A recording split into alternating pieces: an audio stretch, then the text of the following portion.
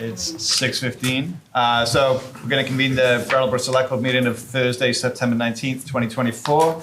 Hey, John, was this meeting properly warned? Yes, Daniel, it was. Thank you so much for doing that. Chair's remarks, I have no remarks. Moving on to manager's comments. I have a few quick things. The fire chief asked me to make everyone aware that the fire danger for our area is high. Therefore, we're not issuing burn permits until further notice. The state is mailing ballots to all active registered voters next week for the November 5th general election. You do not need to request a ballot for this election unless you need it mailed to a different address and is on file with the state. If you do not receive your ballot by October 7th, please reach out to Hillary Francis in the town clerk's office. The election will be held on November 5th from 7 a.m. to 7 p.m. at the American Legion, 32 Linden Street. The Brattleboro Human Services Committee's FY26 application and updated policies and procedures were published yesterday, September 18th. The application can be found on the town website, or people can pick up a copy in the town manager's office. Next week is Banned Books Week. Brooks Memorial Library invites everyone to celebrate our love of the right to read and the freedom found in books with a visit to the library. That's all I have. Thanks, John. Yep. Select board members with comments and or committee reports. Okay, next up is public participation for something that is not on tonight's agenda. Tonight we are having a meeting with our current legislative delegation. And so if there's a member of the public that would like to be recognized to speak about something that is not on tonight's agenda, please raise your hand. Cassandra? Like peripherally connected, but not. So I didn't think it would be appropriate If it's peripherally connected, maybe it can just... It's about a Narcan. I mean, it's not really about the it's an drug. It's an announcement. Yeah. What was it? It's an announcement? It's an announcement. Go right ahead. Okay, so I just wanted to let you all know, hi everybody, that I'm Cassandra from Building a Positive Community, but I'm also here for the Community Substance Use Response Group, also known as CSER. We are doing a Save Your Life day at the on the 16th of this month from 12 to 2 at Plenty Park, at the Co-op, and then it'll be also in other areas. It's a whole, like east of Mississippi, so it's a national event where we'll be giving out Narcan, people on how to use Narcan. I also have a flyer, so this is for all of you as well as for you guys. So if you want to grab it, I'll put it on that table. What date? It's next Thursday, the 26th from 12 to 2. And just to let people know who the CSER is, because you may have heard of us and but know really what we are. We're a collaborative group, Turning Point, the AIDS Project, Building a Positive Community, West River Valley Thrives, which is a prevention coalition up in the West River area. Voices of Hope, which is a grassroots group in Wilmington, and Grace Cottage, and Meeting House Solutions, and the Greater Falls Connection. So those are the organizations that make up CSER, and our goal is to reduce stigma and to make sure we're reaching rural community members with the services that are available in the community. And we're going to be updating our Windham County substance use resources, and we may be adding some mental health resources in there. It's just kind of out of date. I'd bring it otherwise, but we're going to be updating it for next year. And Great. That's all. Thanks. Thank you. Thank you. Thank you. Any other members of the public with comments that they'd like to make about something that is not on tonight's agenda? Okay, seeing none, we shall move along to our only item of new business, which is a 2025 state legislative priorities and discussion with Brattleboro's current legislative delegation. And I'm going to move it along to our town manager to introduce it. Okay, thanks, Daniel. So there are certain issues that kind of fall outside of the jurisdictional authority of the Select Board, but they affect Brattleboro significantly. And so the Select Board has been reaching out to the state legislative delegation for help with many of those issues, which we'll talk about tonight. I will just mention that this is one way that the town has been trying to engage more with the state on some of these big issues that affect a lot of people in town. A number of the bigger towns have been organizing around some of the topics tonight, but particularly homelessness. At a press conference yesterday in Montpelier, we were there with Winooski, Barry, Shelburne, St. Johnsbury, Rutland, Berlin, a few others, Montpelier and others. We called on 3 branches of state government to help municipalities more, really looking for some state leadership.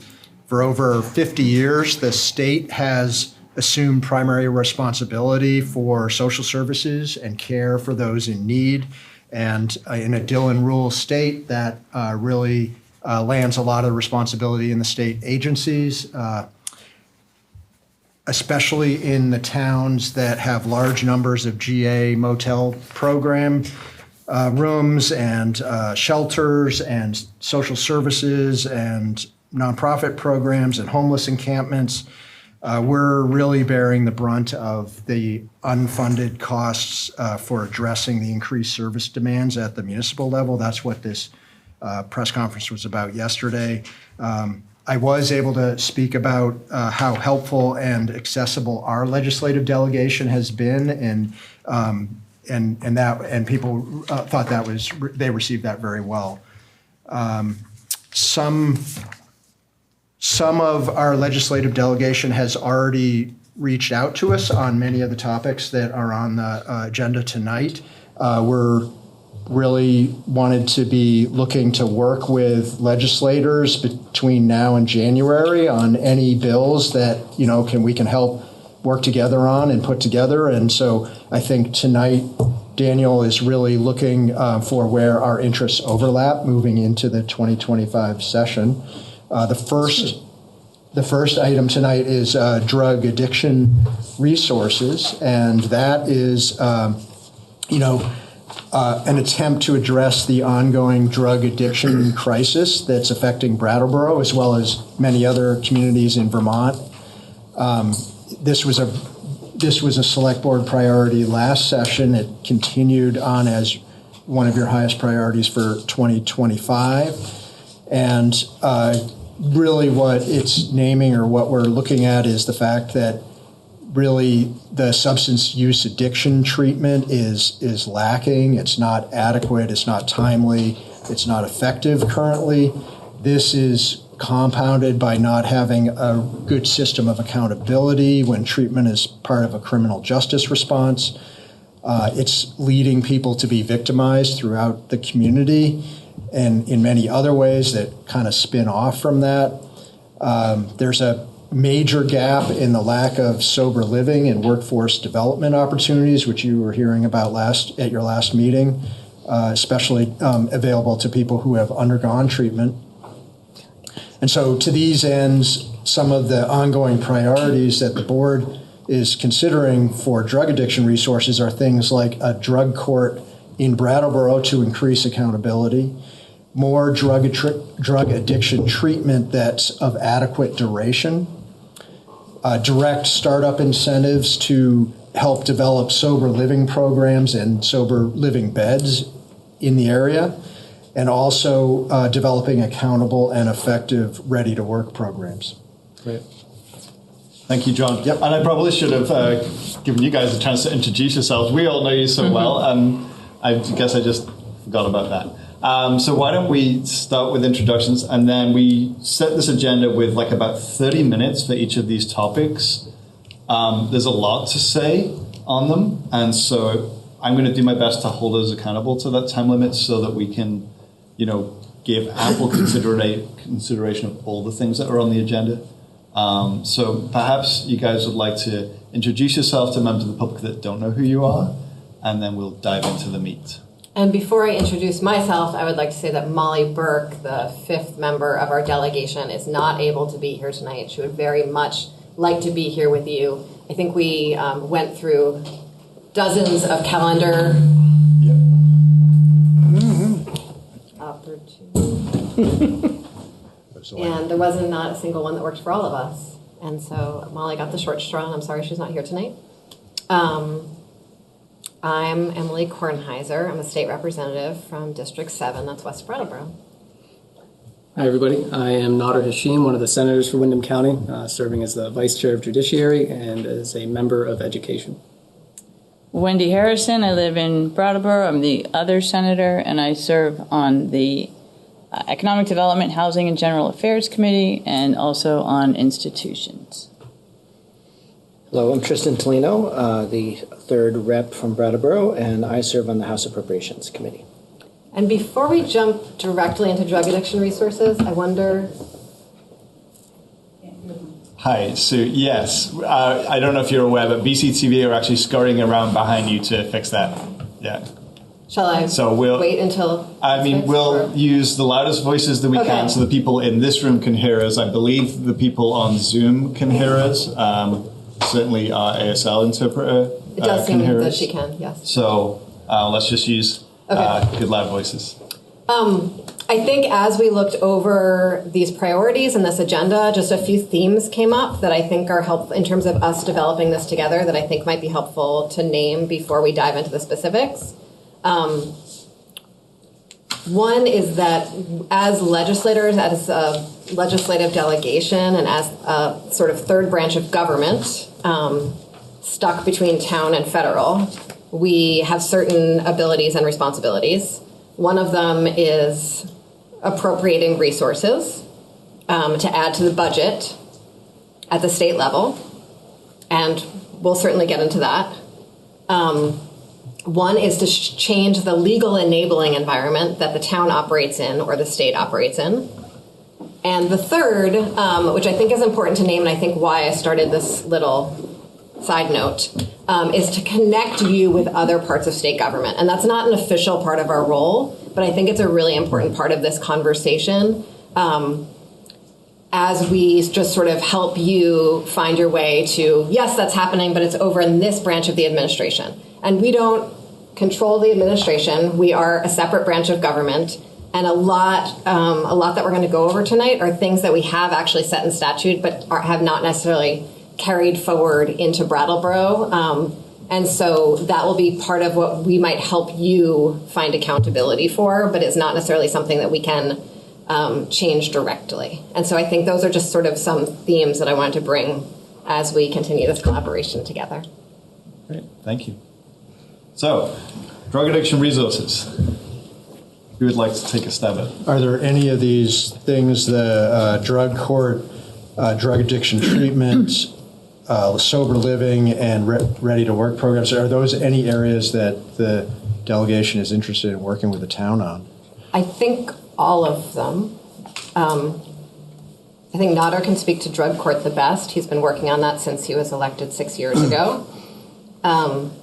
I think Tristan can speak to our Ready to Work programs, which we actually have quite comprehensively, and that's an area where we might want to coordinate better with folks on the ground here for you.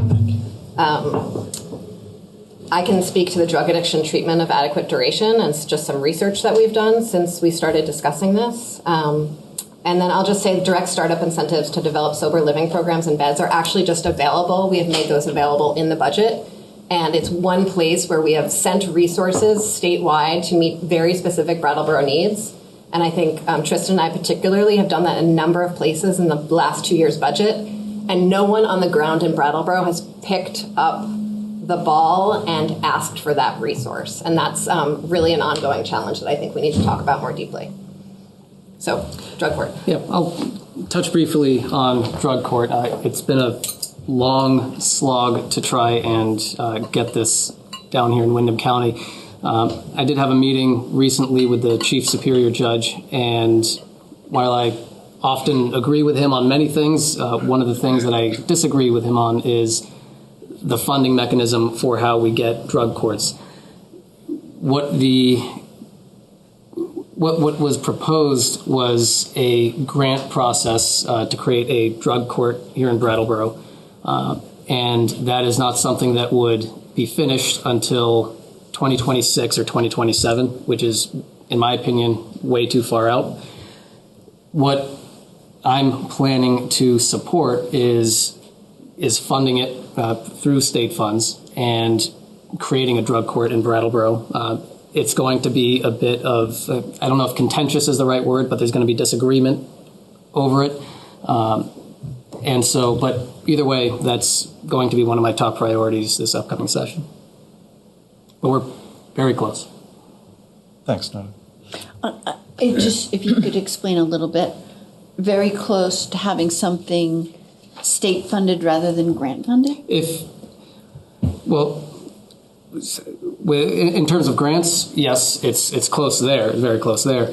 If it's state-funded, then, that would be, I guess I'll have an idea if it's very close once the session starts, but I'm going to be describing it as one of my top priorities when we start, and so, yeah.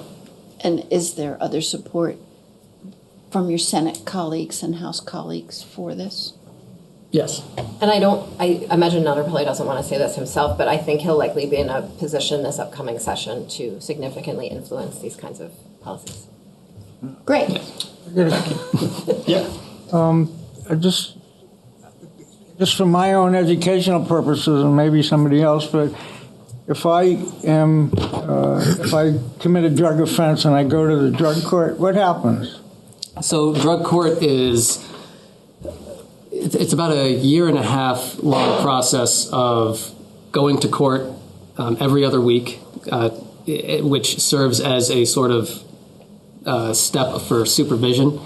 You have to follow up with a caseworker, therapists, rehab, and you have to go through a process that gets you ready to just reintegrate back into society. And also, it's vastly different than going the criminal route, because you get your citation or you get arrested, and you're left just kind of hanging there for months, if not years, without that support structure.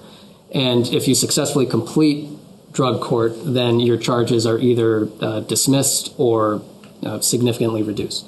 So if these other three pieces aren't in place, then the drug court has no real support for people. That's not true. It can't stand alone on its own, right? Is that a correct assumption? One of the essential parts of a drug court is making sure that you have adequate community resources and supports for it. So there's certainly parts of Vermont where a drug court wouldn't work because there's just not enough resources to provide those services. But yeah. And in the past, I think we're using this term drug court, and in the past it's been referred to as a treatment docket, which is maybe a more technical term, but focuses on the fact that there's drug treatment involved in this process. Yes. Is that accurate? Yes. Yeah. And so could you also describe it as diversion from criminal court to the drug court? Diversion is the name of a different program, but you could call it diversion with a lowercase d. But that might confuse things because it would be with a lowercase d and not an Right. uppercase d. And you're saying that there's sufficient resources for treatment in Brattleboro right now? I mean, off the top of my head, I haven't recently. Yes, actually, no, I am saying that there is. I know that a lot of the support services have written letters of support in the application process, saying that they want to participate in this process. And is it longer than the typical 2-week period that most treatment is in Vermont? I think you're having an inpatient-outpatient conversation. Maybe there's more clarification needed. Yeah, What are we looking to clarify? Drug court lasts asking. about a 1.5 years. Yeah. So this would have a 1.5 year of support system, Yes. which would include treatment, kind of day treatment, I'm assuming. Talking about like medically assisted treatment? Medically assisted treatment. Is that what we're talking about? Yes. Yeah. Okay. And so, as I understand it, and maybe I'm wrong, but Brattleboro doesn't really have a robust inpatient treatment facility anywhere close to us. We do have, and please correct me when I get it wrong. We do have some, fairly decent medically assisted treatment options locally, which I believe many people use and maybe prefer. Yeah. And so go ahead and. No, just to clarify that drug court isn't an inpatient treatment. Right. Right. Just wanted to make sure that's. Yeah, I okay. understood that. I just wondered about its duration. And Gotcha. you're saying that for the entire time of this drug court, a person could avail themselves of non-in-bed treatment. Yes. Great. So the clarification needed around this. Yeah, I mean, it's interesting. it's okay. It's not our. Yeah. It's not what we deal with, Oh, yeah. No, yeah. but we're really glad it's what you do. Peter? So just a quick question. I mean, I like the whole idea of a drug court. I understand it's sort of a heavy lift on no matter what level you're working from, so appreciate you doing the work. But are there statistics? Honestly, I've never actually looked into it, like on their success rate. Are they? Yes. There is. I don't have that with me. I came far more prepared for the violence prevention section, to be totally candid, but there is a very great document that provides a lot of that information, and actually probably would answer all of the questions that you might have. I will dig that up and send that to you. Will you? Yeah, that'd be great. I would like to read that. Thank you. Okay. Should we go through A through D? Yeah, that'd be great. And do questions? Yeah, absolutely. Okay. So on B, I think we need more inpatient drug addiction treatment that is of adequate duration because there are extensive outpatient services available in Windham County. Not as coordinated as they have been in the past, but certainly robust and available, including immediate access for folks who need it through our hospital and a few other ways.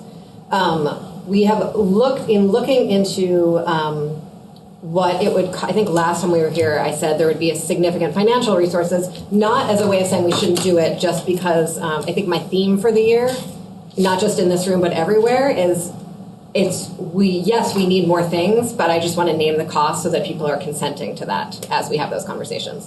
And so to expand our treatment to essentially like double the length of treatment available via Medicaid in Vermont would cost around another $10 million per year in Vermont. And in doing this research, and I don't remember who brought this up. You know what? It was Speaker Kerwinsky when she came down to meet with some members of the Selectboard and the administration, town administration. In specific cases, if someone is inpatient and the folks working at the inpatient treatment center say that person is actually not ready to leave yet, then that inpatient treatment center can request a longer stay and be approved by Medicaid. And that is in existing law, and there is existing financial resources available in the budget for that. And so we are going to get more comprehensive paragraphs for you. Have not been able to do that since last week when we talked about this. So those resources actually are available, and perhaps people just don't know it as widely as they should. Well, can I just, as I understand it now, Medicaid will cover up to 12 days or 14? Right I now. heard it was 10. 10? 14 is what we've been told. Sounds like it's around 2 weeks. All right. Well, I mean, all kidding aside, it makes a difference. Yes, of right? course, yeah. So is it 10? Is it 12? Is it 14? Do you know? I am not an expert in any of this. Fair. No, fair. And you're saying to kind of initiate doubling that right out of the gate would cost an additional $10 million? Yes, Okay. and under our existing budget and Right. existing statute and existing Medicaid rules, if someone is inpatient and whoever is working there with them believes they need to stay there longer, they can already request a longer stay. And that is within our existing budget, not the extra $10 million. So if the fact remains that if they're inpatient, then sort of the number that we're told can be slightly misleading. So there can be additional help if the situation's okay. But you know, it's really interesting because that may not happen. Like, how often does and I'm sure you don't know the answer. No to this. idea. Right. But there is the potential for someone to ask for longer treatment and not get it. And I would suggest that you have perhaps John, or for a full select board meeting, have someone at the Department of Mental Health come down and talk to you about how the Medicaid system works and treatment options, who like spends their whole career working on these things. That'd be great. As opposed to the research we were able to do. Yeah. Thanks, Emily. I'm just going to remind folks that we are going to recognize. Oh, I'm going to recognize you to speak because I could see some frustration from some sort of jumping in. When we don't have a room full of people, it all of a sudden feels much more intimate and like we're just having a conversation, which is possible. But of course we're not. Yes, it's very organized. Franz, and then Richard. Thank you, Daniel. You're welcome. I was just noticing that we do have some people here with potentially specific information, and if, with permission, I'd like to maybe ask if anyone in the audience could clarify some of the timing issues that we've just been discussing. So we're going to make sure that there's time for public comment in each of these pieces. This is me with a specific question that I think someone might be able to answer, is what I'm saying. I'm not asking what's your for question? public. Well, the question is... 14 days. It's 14 days. Thank you, Christine. And I also would like to know what proportion of people would you say are ready to be discharged after 14 days? 0. Thank you. That's my question. Richard. That's what I want to sort of continue that idea is that all these Medicaid proposals are woefully inadequate. It's almost a waste of money to give people treatment for a short period of time and then just let them go. I think there has to be a standard period of time for treatment. I think whether it's a national standard, whether it comes from a professional organization or whatever it is, say it's 90 days, say it's 60 days, whatever that number is, there's a magic number out there somewhere that says this is giving you the best chance at recovery. We have to stop locking ourselves into these unrealistic time frames. It's really sad. The other point I want to make is that this is not just a Medicaid problem. You know, that's one part of it, but there are other people that aren't on Medicaid that aren't getting adequate treatment either. This is the whole population. So what I'm aiming at here, what I'm really saying is that we really need health insurance reform at the level where we're going to dictate to the insurance companies what they need to cover for adequate treatment. And then, you know, this may be a stretch, but I think one way to frame this is that we already have in place mental health parity laws, which says that you're supposed to have equal treatment for mental health issues as well as health, you know, regular health care issues. And the way it's done now is, I would think it's not even a stretch to say if somebody went in for, like, say, cardiac bypass surgery, and they were following the same kind of time frame that the recovery has for insurance, then, you know, after 4 hours in the hospital, they'd probably, you know, send them home and say, you know, well, you know, you can take care of yourself, but that's all we're going to pay for, which, you know, kind of begs the parity issue in a whole bunch of different ways. So, bottom line, what I'm saying is it's a really big lift to even consider making health insurance reform, and it's very difficult, but I really believe if we don't do that, then all these other efforts are just, they're a waste of time, and you're really doing a disservice to people when you give them, you know, 10 or 12 days of treatment, and the job is not done at all.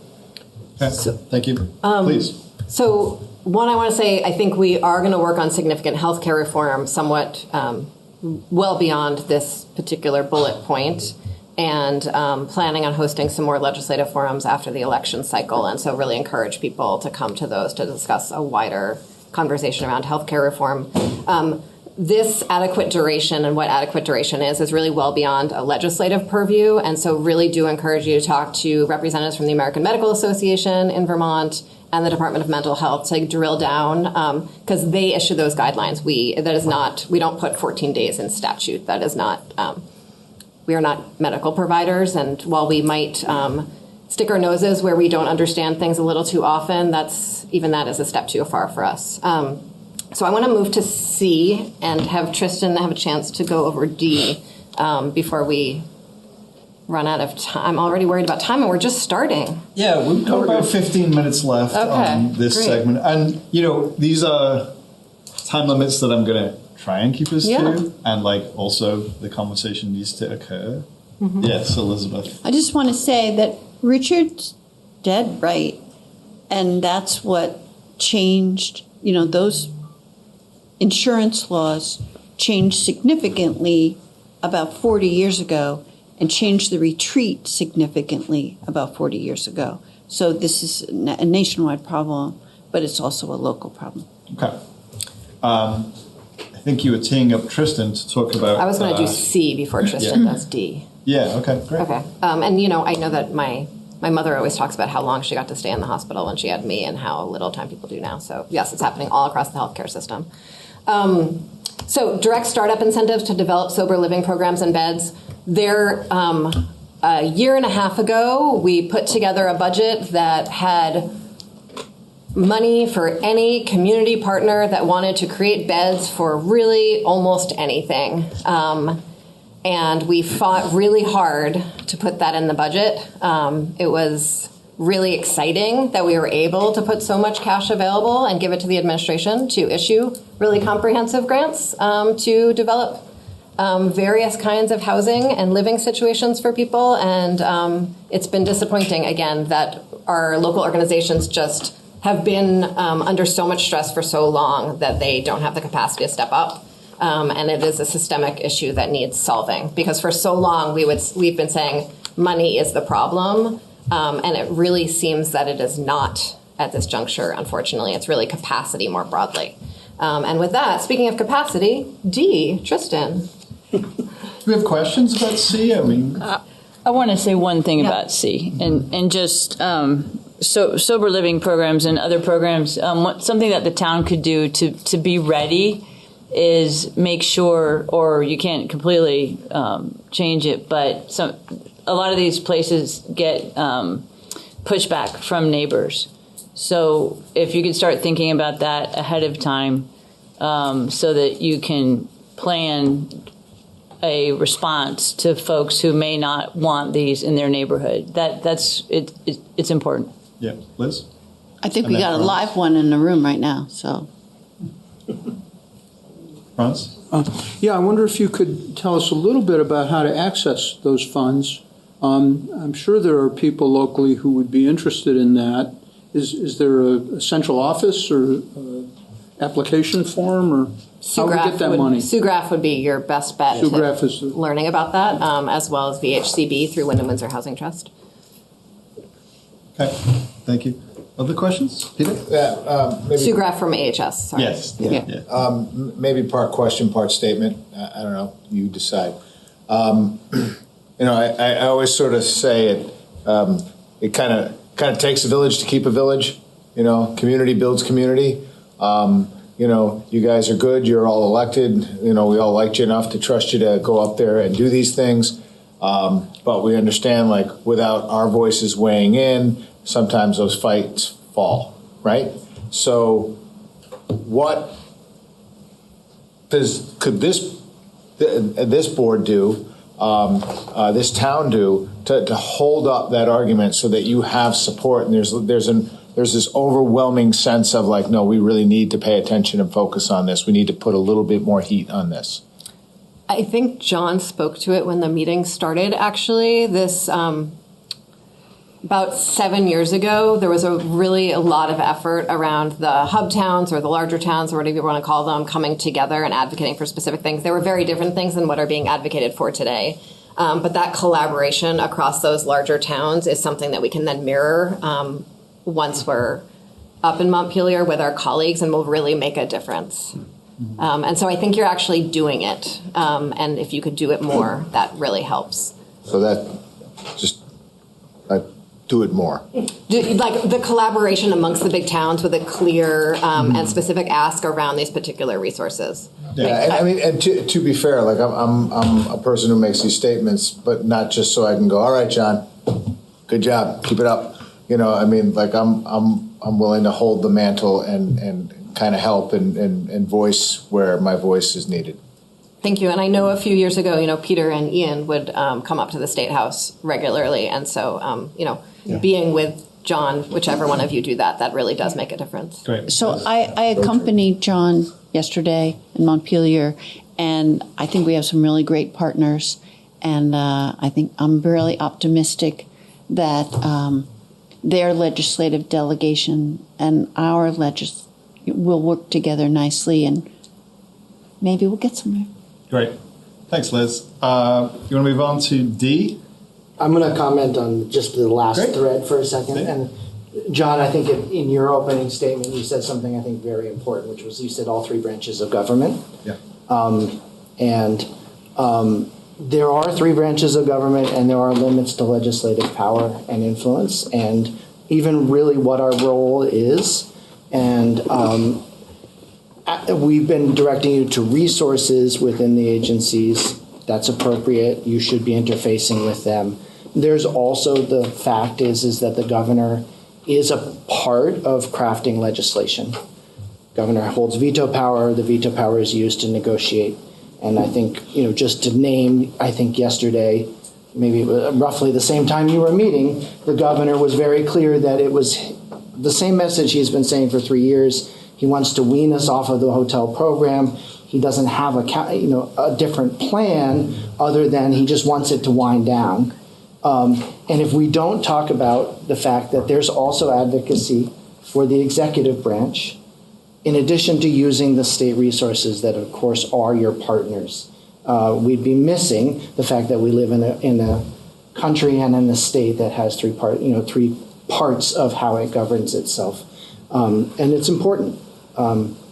Leadership matters, and we try really hard, but ultimately, we have to make a decision to negotiate with the governor at the end of the year on the budget, and some of the choices that we are all living with are the consequence of compromise between the legislative branch and the executive branch on how we collectively could live with the solution that we thought was appropriate. And we had to swallow some things we didn't like. The governor had to swallow some things I know he didn't like. And we're all living with the outcome of all of our collective decision making. So I'm sorry, Peter. It's fine, either one works. I turned my head to both. I think that's another place where building relationship, I'm not saying it has to be a pressureful one, but just building relationship with the executive branch at all levels is another part of what I think you can continue to do. Governor has open office hours in the State House on Wednesday mornings. Perhaps you come to visit us on Wednesdays, and go and stop in and say, check in with the governor too. There's value, I think, in expanding the reach beyond just your local team. Great. I think Liz had a comment. I just wanted to say that in my line of work, that's called the no action alternative. Okay. So Tristan, do you want to talk to us about accountable and effective ready-to-work programs? We've got 6 minutes in which to do so. Well, and I'm going to be honest. I'm going to tell you some things, and I have some questions. Great. Because I want to understand what you mean by accountable, and I want to understand what you mean by effective. But I can tell you that certain things do exist. So the Vermont Department of Labor is the federal administrator of the Workforce Opportunity and Investment Act resources. Those resources are required by federal statute to be directed at many of the populations that you're probably concerned about having access to ready-to-work programs, training programs, supports.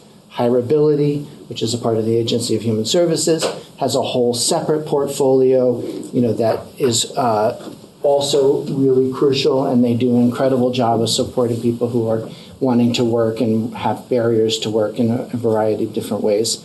And many, many, many people qualify for their services who may not realize that they qualify for their services. And so there are two local parts of the state system that are directly in this space. And then Youth Services and HCRS both have comprehensive case management programs focused on these issues.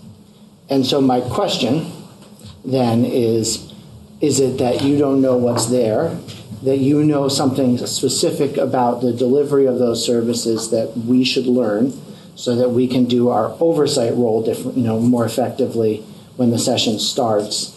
And then what do you mean by accountable and effective? Great, thank you for those questions.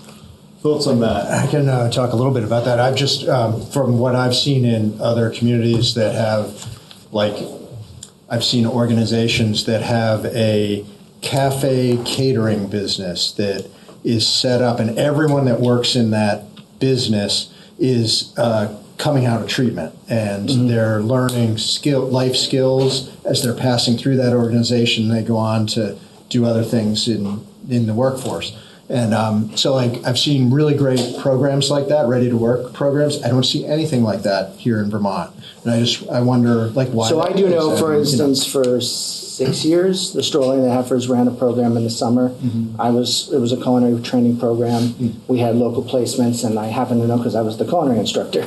And I think the last year of the 11 participants, 5 had been recently homeless. At least 4 or 5 were coming out of some sort of judicial process, incarceration or otherwise. Very much the population I think that you're looking at. Those programs in Vermont tend to be nonprofits that stand up a program that partner with state funders. Vermont Department of Labor does a fair amount of grant making through the workforce programs. And so there are programs all over the state that are being run by nonprofit partners. And it varies from community to community. I can add a little more detail on this community. Go ahead. So Label Shopper, Experience Goods, the transfer station, the recycling, the redeemable. The solid waste. Not the solid waste thing, the Redemption Center, that's what it's called. Oh, yeah. The Redemption Center, the library has hosted before.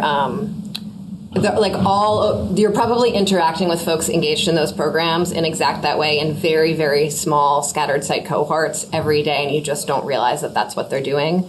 And Youth Services has started a print shop historically as well. And recently we just graduated the first class from Windham County of women, like a female-focused cohort, very specifically, similar program. Setting up a just one business model has been researched pretty regularly for the last 20 years here. We just really actually don't have the population scale to support it. And the scattered site has always just worked better. And is a little more dignified because people don't know necessarily that that's why you're working there. And truly, if you know of gaps that are useful for us in our oversight role, I was the in the House Appropriations Committee, I was the person responsible for the Vermont Department of Labor budget, and I certainly can reach out to the commissioner or other members of the team if there's some feedback that would be helpful for them in doing their job better here. Great, thank you. Other questions or reactions to that? I want to make sure as well we have a bit of time for the public to weigh in on this section before we move on to the next one. Tristan, I don't know if you wanted to add anything more or those questions are the extent of it. I'm good. Board? Let's hear from the public. John? Okay, public? Questions about any of this? Comments on it? Cassandra? And oh my God, I'm going to say to you, can you direct it this way and then I will deflect it back that way? Sure. So again, Cassandra from Building a Positive Community. I also want to say that I was on the board of the Turning Point Recovery Center for, 8 years or something. And I've worked with recovery centers all across the state. I do know Springfield has a sober housing next to their Turning Point. I will say, I don't know if any of the Turning Points know about all this funding. So I haven't heard about it in all the conversations that I've been made aware of. So I don't know if that's a way to get to maybe some traction happening. I think there's a lot of probably affordable housing being talked to. I also want to let people know that the treatment services have diminished. The retreat has closed some of their programs. They've altered some of those programs. So I think when we start talking about housing, there might be need for housing for the people who actually do the supports for these people, because I think housing is also an issue for the actual staffing of these kind of programs. And I want to just put out there that I also did housing for many years and housing stabilization. When I worked for SEPCA, we actually rented a unit, and it was basically like a shelter, but it looked like a home. And that allowed somebody to practice being a good tenant. Is an assumption people know how. They don't always know how to be a good tenant. If they grew up in homes where they were getting evicted all the time, they, didn't take care of the units, and they have these unhealthy relationships with landlords, it's really easy for them to just kind of point fingers, and then they get put into something like Windsor Housing Trust or Brattleboro Housing Partnership, and then they ultimately aren't able to adhere to their leases, possibly lose their Section 8s. We need to have kind of these step programs for people where maybe organizations like SEVCO or Groundworks or HCRS or Youth Services can actually be the leaser, and then these people can show that they're able to be good tenants and learn those skills, those tenant skills that we sometimes assume everybody has. Then they can actually be more successful, and that's also an opportunity so that if they do end up having a recurrence of substance use, that it's not going to harm them on their rental history. So just want to put those few things out. I know there's a little bit on the housing end, but thanks.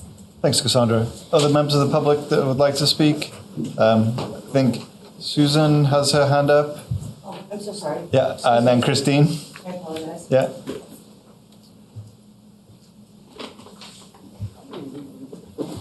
Susan Belleville, Brattleboro.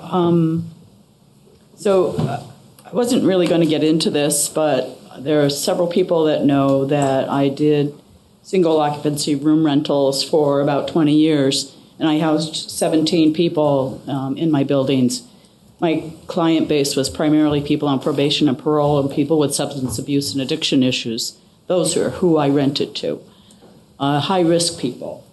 At the time that I started it, there was a reason behind it, but at the time I started it, I realized that people who were coming out of Department of Corrections or incarceration weren't really equipped to be in their own apartment all by themselves, left to their own devices, that they needed the resources and the like-kind people around them to help with their behaviors. Most of them were institutionalized to the point that their behaviors were constantly controlled in the jail environment, but when they got out, they had no skill set to act independently with acceptable behaviors on the outside. So they would generally come into my building and rent from me. And part of what I appreciated was that I had support from various agencies. I was a private landlord. I wasn't affiliated with anyone. And as a private landlord, I made this work for my tenants so that they could connect up and get a job. They could connect up with the services that they needed.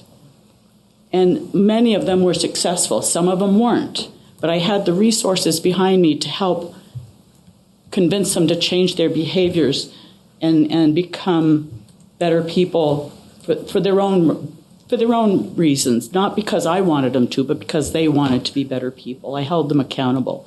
So that model can work, but it involves someone who is going to be paying attention to their housing and not being critical of them and turning them in and giving up on them, but taking them at face value when they come out and just accepting them for who they are and helping them redirect their lives to the different places that they need to go to get help and stay clean and sober. This can be applied to drug addiction too as a steady basis.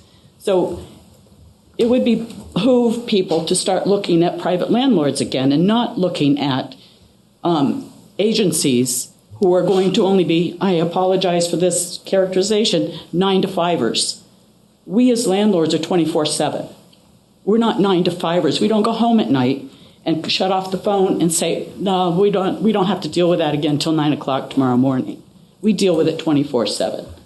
So I thank you. Thank you. Christine?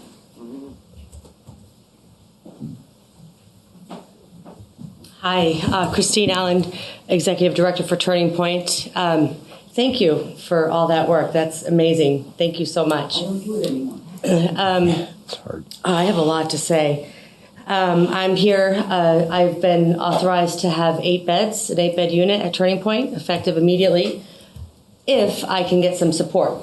I need a lot of support in order to make that happen. I need a shower. We literally are paycheck to paycheck at Turning Point.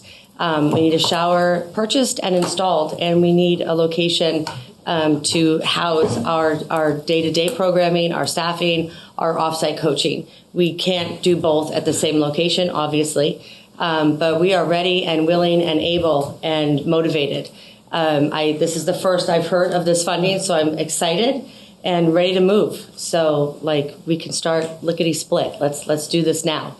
In terms of treatment, I come from a different state. I come from the state of New Hampshire, so I see things very, very differently. I come in here with a very different lens, and frankly, I'm just flabbergasted and really bewildered by the lack of supports that the state of Vermont offers. Anyone that has Medicaid, it is a 14-day stay. If you have private insurance, it's longer. So Valley Vista will obviously give you a 30-day stay if you have private insurance. If you, again, Medicaid, 14-day stay. I just want to go through sort of the breakdown of what I'm used to and what I would love to see in Vermont. Of course, I would love to see Medicaid pay for all of this. And in a perfect world, it would. And it does happen in other states. So that's what I'm advocating for, is that y'all go back and start writing your letters and using your voice to start getting Medicaid. And also, just as a side note, $10 million, awesome. For what? To save a life? To save 10 million lives, 10,000 lives, 10 lives? Are we gonna play insurance and start putting a price tag on heads? That's not my job. It's not your job. Our job is to save lives. So $10 million, let's figure it out and make it happen. Also, when we think about subsidized housing, I know that we just put like $10 million into the Do It block, and that's only 15 units. So $10 million for 15 units for 15 houses. If that were sober living, we multiply 15 units by 4 people. That gives us 60 beds for sober living. Bam. There's half the problem in Brattleboro right there. That's a different conversation for a different day. Let's talk about treatment, right? So Billy Bob and Jane Doe come to Turning Point. They ask for services. They ask to get help to get into treatment. And because they've got Medicaid, and because Medicaid is going to be supporting their treatment process, we're going to call, let's say, Valley Vista. We're going to get them a bed. They're going to go in for detox, say 7 to 10 day treatment for their detox, just their detox. After their detox, they're going to graduate into residential, which is going to be a 30-day treatment program. During that time frame, they're going to get all of the tools in their toolbox to hopefully not go back to their bad behaviors, because they're going to be spending 8 hours a day at a chair in treatment, learning all of the things that happen to your brain while you're on drugs, learning what can you do to prevent triggers, all of those things. We all know what those things are. You've got a very specific time to wake up. When do you have a smoke break? When is lunchtime? It's very regimented. It's very detailed. It's very organized. We're creating structure. We're going to throw a little Jesus in there from time to time. At the end of that 37 to 40 days, we're going to hoorah-rah, clap, hugs and sunshine. We're going to graduate those folks into a PHP program, which is your partial hospitalization program.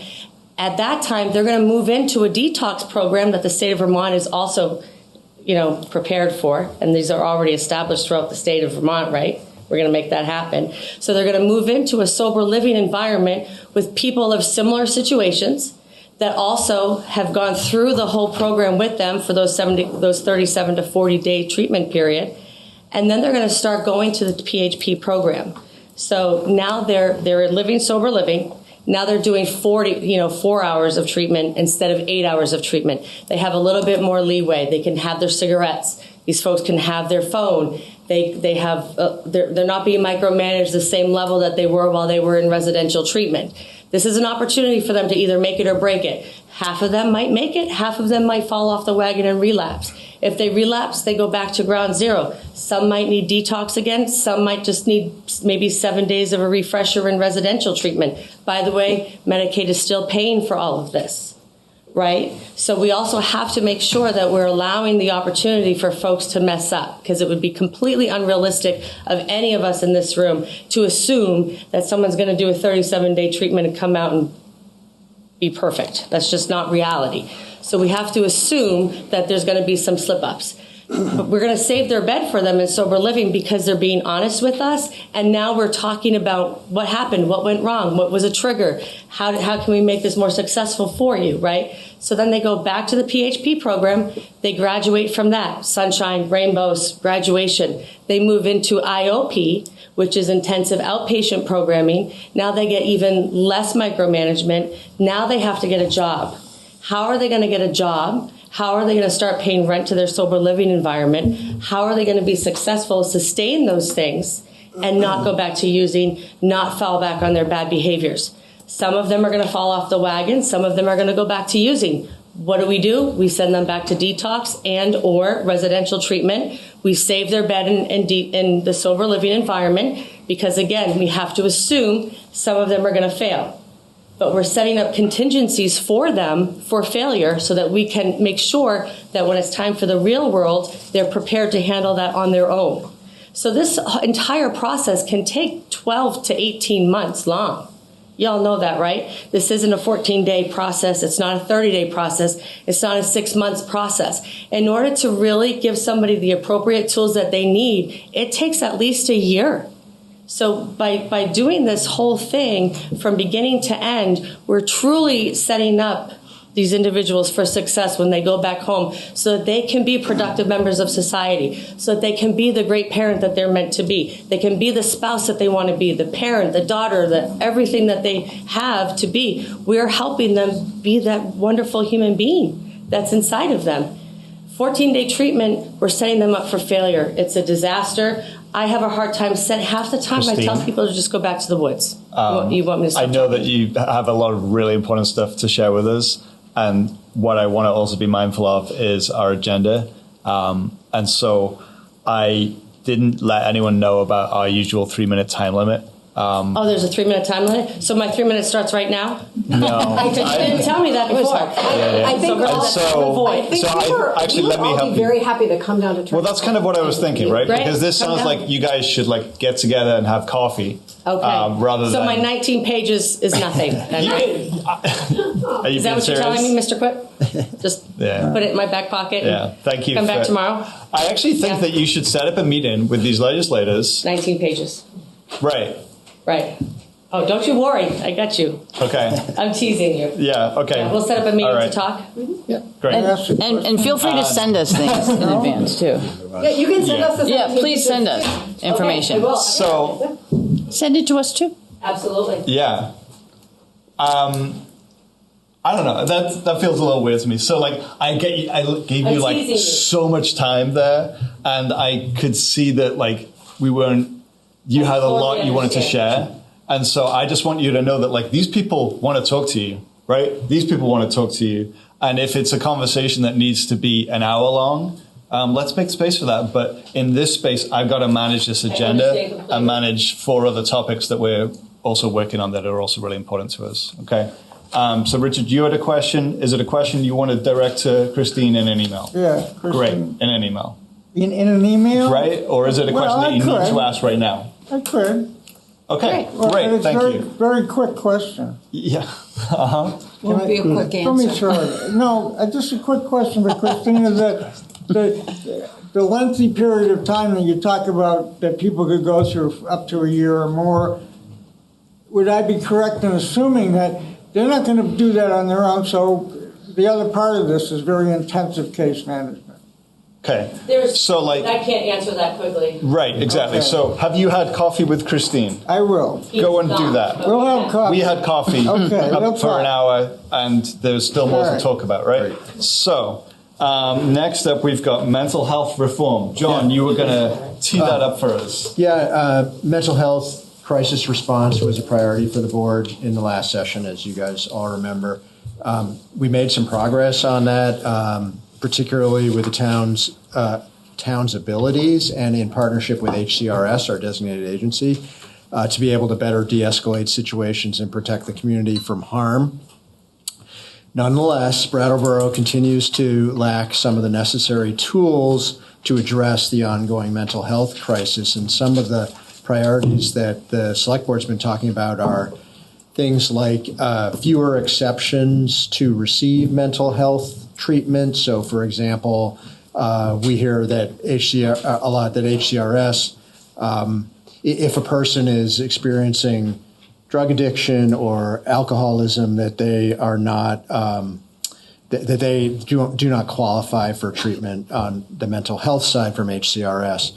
We also realize that there are gaps when there's criminal conduct and an inability or a lack of resources for HCRS to do good risk assessment and have required treatment around criminal conduct.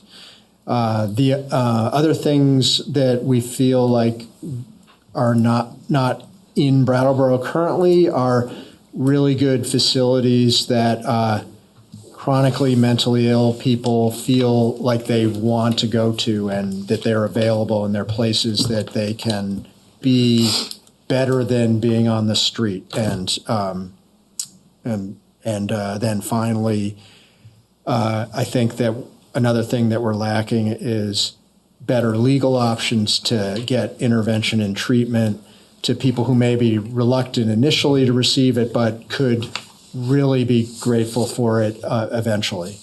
And so we're wondering if the legislators, if there's any overlap and are any of these areas things that you would want to work on with us. Before we get into the legal environment, I just want to name there's a lot of sort of like soft collaborative work, I think, that would go a long way on this. In some ways, Brattleboro actually has more resources towards these ends than anywhere else in the entire state. And I think there's some sort of catch-22 that happens that also is in some ways exacerbating the challenges that we face. And so I think we've already done a lot of good work and made a lot of headway. Is that the expression?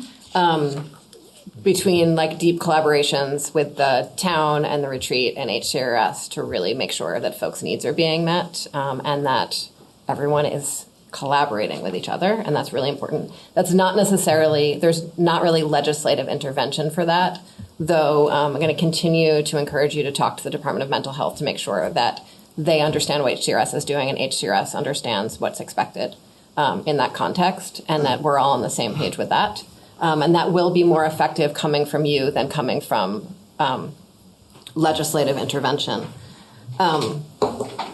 I also, some of the conversations I think that have come out of that collaboration around sort of a living room space or a pop drop, all of those things, I think we've done some really good work on that, moved towards the beginnings of sort of like, fully fleshed out proposals for that. And I'm happy to continue to seek funding for that as partners are ready to request it.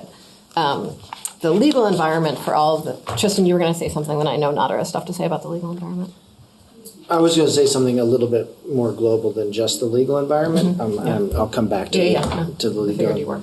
Are you done? I'm done. I figured you would talk global. And I was thinking Nadra would talk legal. Yeah, no.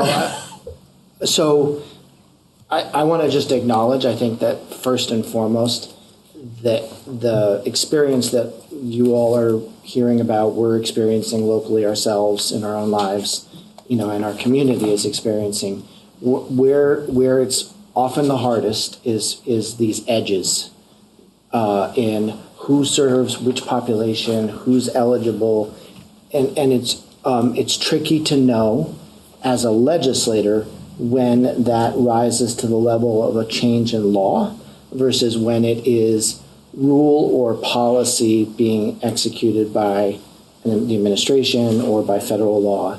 So it would be, for me personally, it would be helpful as these conversations go forward if the more specific we can be, so that we can sort of ask our legal counsel, is this a legal issue? What does statute say? Or, how did that come to be? And I want to double down on, I think, the need for those, what Emily was talking about, sort of the informal or the other sideways conversations. And I guess add an invitation to make that a larger conversation that includes the legislators if that feels appropriate. If there are places that we are discovering that the edges that are hard to manage are because of law or resources. And then just on the resource side, one of the largest constraints in the community-based system has been staffing. And we did put $19 million in through a 3% raise in the Medicaid rates for staffing in the community health-based system. And we've put other resources in other places. The details would swim past all of us, including me, and I've been staring at it for the last 15 minutes trying to remember how to get it in my body. We are trying to address capacity issues. And so it's important, I think, for us to differentiate. And then I'm happy to talk about sort of the legal at some level, but I'm also willing to let Nader go first if he would like. Sure. Yeah, I'll touch on a bit of B and C at the same time. So there is a pretrial risk assessment process, which is located in 7554C. And in these... Could you put that into language? Title 13. Yeah, Title 13. And just if anyone wants to look at the law, yes. It's in Title 13, 7554C. I think Okay. Ian's taking notes. So a court can have somebody go through a pretrial screening process. They can also connect that person with community-based treatment programs, rehabilitative services, recovery supports, and restorative justice programs. And I think, though, that, as was mentioned just a minute ago, some of the biggest issues really have to do with staffing and getting people to actually work as pretrial service coordinators.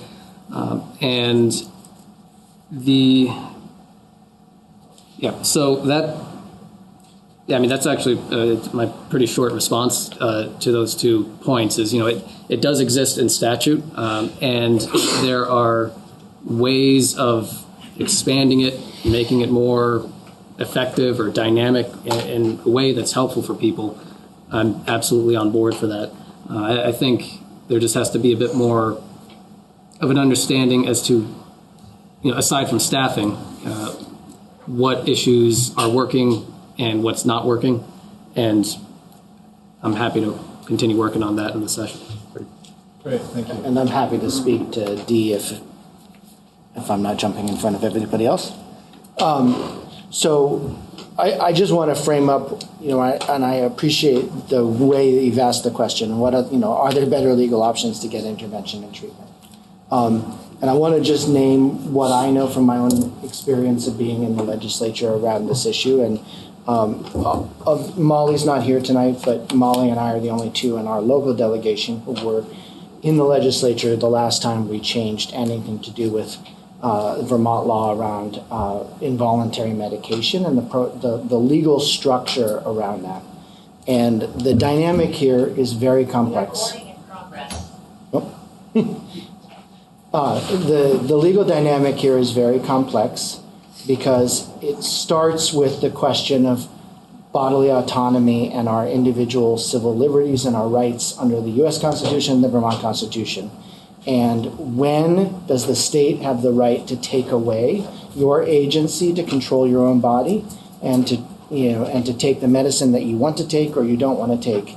And that edge in Vermont law is set up so that if you are a threat to others or to yourself, you can be put into on forced medication for a couple of days. But you have the right to refuse that after a couple of days, and you have the right to be challenged, and you can challenge the attempt in court, and also people can try to get you to be on forced medication through the court system. And we tend to be one of the states that is a little bit stronger on individual liberties. That's kind of consistent with Vermont's cultural history. We tend to be fairly strong on that, and to change that in law at this point to make it easier to override an individual's bodily autonomy is an uphill political dynamic for sure. It's probably a 4 to 6 year process if there's support for it in a broader legislative body. And I just wanted to also name that last week or the week before, the New York Times did a whole study, investigative report on other states where this is laxer, or where like it's much easier to get people to be forced on medication, and they found that there's been rampant abuse. And I don't have the exact numbers, but one that struck out for me was that in one region in Florida, there was a provider who was essentially going to court to try to keep people on forced medication and keep them in their system. They went to court something like 5,500 times over a 10-year period. They only won 54 times because in a neutral environment where the court had to weigh civil liberties against the public's right, they said you didn't meet the threshold. And they've settled with the Centers for Medicaid Services, CMS, whatever their actual name is, with civil penalties to major companies because of the way that they misapplied it. And I'm only naming that. I know you don't want us to have an unethical system that would ever do that. I'm not confused, but just to acknowledge that, it's probably next to the death penalty, it's probably one of the single biggest impositions of state power in people's lives that we could contemplate. And so I just want to put that in front of our audience and also for you as background and understanding that I understand the question, I would contemplate it, and I also think it's very, very important to understand from people who have lived experience with mental health what that's like, what it's like to be kept in an institutional setting against your will, what the personal trauma is of that, all of the ramifications of that, because that will guide Vermont policymakers going forward. Thank you. Questions, comments, reactions? Yep. Thank you, Daniel. Emily, I think I heard you say that there's money available for pop-up type drop-in centers somewhere. Is that right? So a year and a half ago, the first time the motel wind down was contemplated, we put significant resources aside for really anything that would meet the needs of that moment. Brattleboro at that moment was not ready to access any of that funding, and the administration made accessing that funding remarkably difficult given the emergency that we were all in. I know that the group of folks who are working towards both the living room model and the pop-up drop-in are moving towards having a very clear proposal on the table. And once they do, I have told them and I have told John that I'm happy to work to find resources for those things. Who are those people? It's folks affiliated with HCRS and a bunch of other folks. And John is in regular conversations about it, and it's part of the Southeast Vermont Housing Coalition has a subcommittee on homelessness and homelessness response, and the folks in that subcommittee, and I believe you get the minutes from that meeting, it's one of the topics at those meetings. So, in other words, there's already been substantial work on this locally? Yes. Okay, thank you. Yeah, and Tristan, you were going to bring up an appropriation related to that as well. It's like a little beside. It's from the last back. time. Yeah, I was trying to. I mentioned that I had been looking at my computer. I'm trying to get my brain back into the end of session and then all of the different line item details. But it is my belief that that the opioid settlement fund put $1.2 million for recovery residencies in, with the specific intention of adding 2 new facilities and an extra 16 beds. So, and I don't know whether Turning Point was able to access that. I just looked. It looks to me like the opioid settlement refunding request for 26 closes tomorrow. Okay. And Christina's not here. I'm looking at Cassandra to see if you could spread the word. If they have a ready-to-go proposal and they can get it in, that round closes on September 20th. And there is a statewide alliance of recovery residences that should be partnering to share this information. That's one of going back a meta point about Vermont and our service delivery system is that we have state services and we have a huge tapestry of independent, nonprofit mostly, but some for-profit providers who receive state dollars to extend our reach, but the state doesn't control their decision-making. We are not responsible for their training, for their staffing, for their hiring. We just are responsible for their reimbursement rates or their contracts. And that is, I think, a subtext to a lot of the questions that are being raised here, where in effect we're being asked to try to advise these independent, nonprofit or for-profit businesses on how to access government services, because they're providing services on behalf of the state, but it's also not directly our responsibility. It's an interesting dynamic. And of course, we want to do it with good grace because we want the best outcomes for everybody, but it is another part of the challenge of our distributed system. Thank you.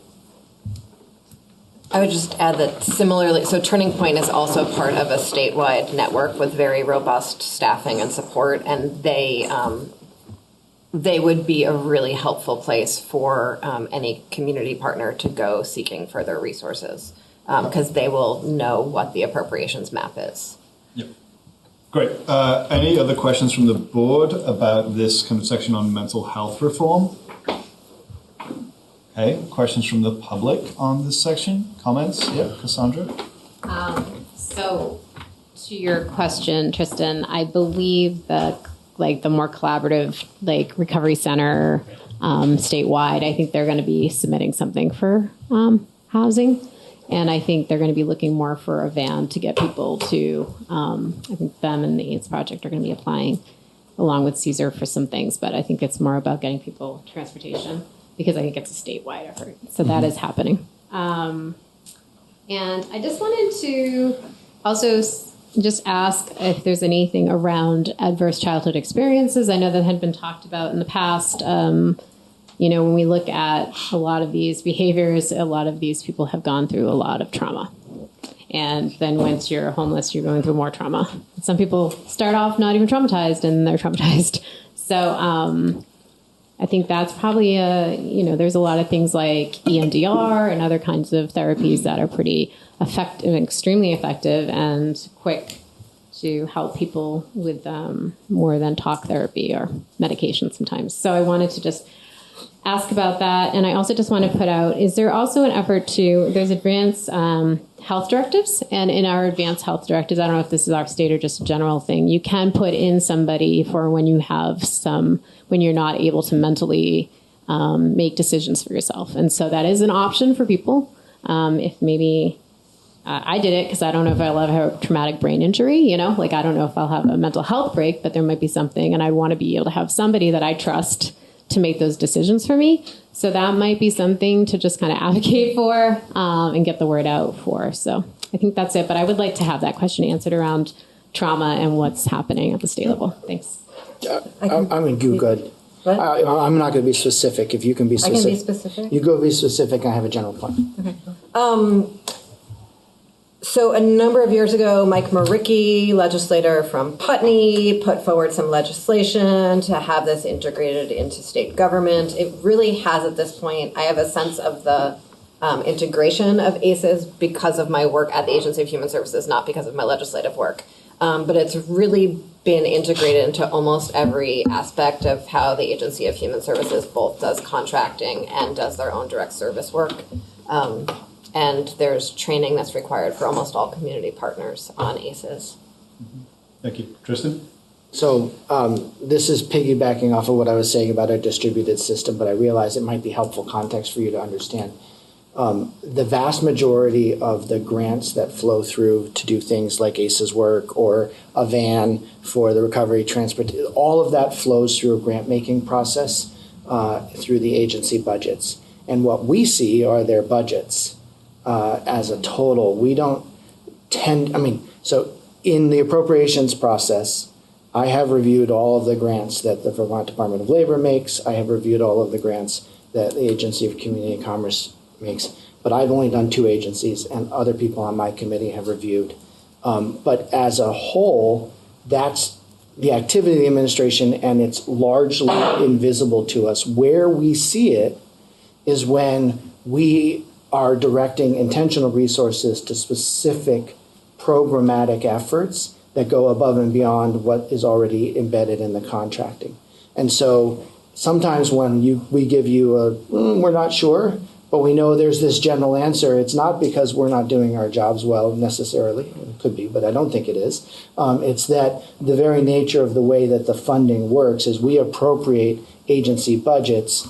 Those budgets include many grant programs that the agencies and the administration administer, and they have a whole process for developing the grant criteria, all of that sort of thing. And so sometimes it falls in that space where we won't have a lot of visibility to it unless we're just lucky enough to have learned it in the course of our work. Mm-hmm. And even more explicitly, we don't do earmarks in Vermont at all. That is not in any way part of our budgeting process. And so if someone in Brattleboro has a great idea for something and that is not in sort of an existing grant stream, a statewide program would likely need to be created in order for that idea in Brattleboro to get funded. Mm-hmm. Generally, when we know minutia, again, it is because of like my paid off-season work or Wendy's like significant history in her paid work or her exceptional volunteer work or like all of our jobs and just being very active community members. Great, thank you. Cassandra, you want to ask another question? It's more of a general thing, and I think it's good for people to know that a lot of the smaller organizations get reimbursed for the work that we do, and so a lot of organizations can't grow in the needs, meeting the needs, because they don't have the budget to cover the expenses while they wait for the state to reimburse them. And so I think that is a real big challenge that we have to see, like our banks are getting interests because people have lines of credit waiting for their reimbursements from the state. So it's great that there's all these agencies with money, but we can't always, Turning Point's a perfect example, having to apply for funding from a private funding organization to cover the expenses so they can pay their employees while they wait for the state to get their money to them. And so I think that's just something everybody should be aware of. That's not even about this topic specifically. It's that most small nonprofits cannot cover the expenses while they wait for their checks. So thanks. And that I can say as an appropriations member has come up. It's not directly in our control, but we're trying to understand what we can do as legislators to speed up the process. Because when people are providing services that the state has agreed that they should provide, to wait 2, 3, 4 months for that reimbursement is really hard. Mm-hmm. And I don't think that there are necessarily, in many cases, great answers for why that is the case, other than the state is also in a workforce crisis. And I'm going to be somewhat political here, just the governor hasn't chosen to do anything about that crisis differently because for whatever reason. And so that's, I can't answer that because I can't hire for the state of Vermont, but a 13% vacancy rate does not help the money get out any faster. Great. And then in addition to us coming here 4 times a year to discuss these issues with you, we do have monthly coffee hours at the library that anyone can attend and talk about any legislative issue. I'm planning on policy forums before the session starts. And then as a delegation, and actually a county-wide delegation, every year from sort of the first week in November through January, we meet with almost every community agency and in the area. And so if members of the public have questions or concerns about specific agencies, being in touch with us, we could bring those up in those meetings. If the Selectboard does, that could happen there. Or if folks are with a community agency and would want to meet with the full delegation, that's something we do very regularly. Advanced notice is helpful if you want more than 2 people there. Okay. Let's move on. So violence prevention. Yeah. So crimes involving repeat offenders and violent crimes have been high in Brattleboro, as you know. And we really think there's not enough resources to reduce their incidences. While the police department has really done excellent work on recruitment, training, leadership, law enforcement is not the only or even primary way to address violence in our community. It is one of the only tools that the Selectboard has to help support. Therefore, we would be looking to the legislature to help us with some of these other things that I think could help with violence prevention. Among those potential priorities are like automatic court dates for offenders who violate conditions of release. So instead of not holding people accountable and having those crimes build in intensity, having a way to automatically, once somebody violates their conditions of release, they get a court date within a set amount of time. Better pretrial supervision for repeat offenders. So how do we prevent it from getting worse and worse and worse? Reducing the discretion for pretrial release, especially of violent offenders, and resolving, overall, we know that those first three things are really about the criminal court backlog and the fact that people can't get to court as quickly after an offense has been they've been arrested for an offense.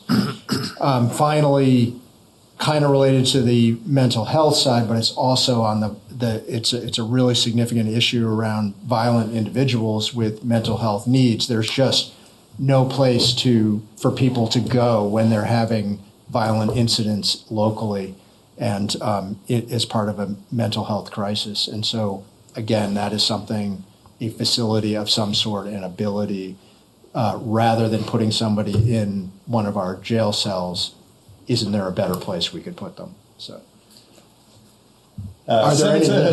No, wasn't expecting that. So, just wanted to clarify one thing. I don't know if I have an older version of what we are discussing, but in A, I'm seeing that rather than automatically get a court date, it's automatically be held in jail if anyone violates their conditions of release. Is that still? When we met and talked a little bit about that, we understood. Redrafted a little bit. There was a need to redraft that one. There's probably copies over there. Yeah, there's a copy. Yeah, got it. Okay, all right. My mistake then. Thank you. So I think that people do get court dates when they violate their conditions of release. They get a citation. It's for several weeks, usually I think 4 to 5 weeks down the road. But I want to talk a bit more generally about conditions of release and pretrial detention.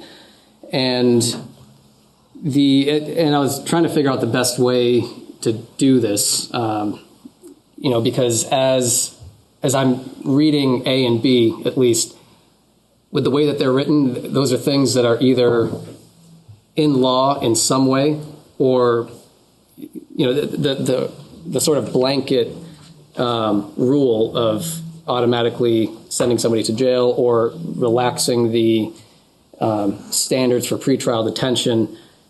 Those are things that we can't quite do, and I think that folks deserve an explanation as to what sort of limits there are on our power as the legislative branch.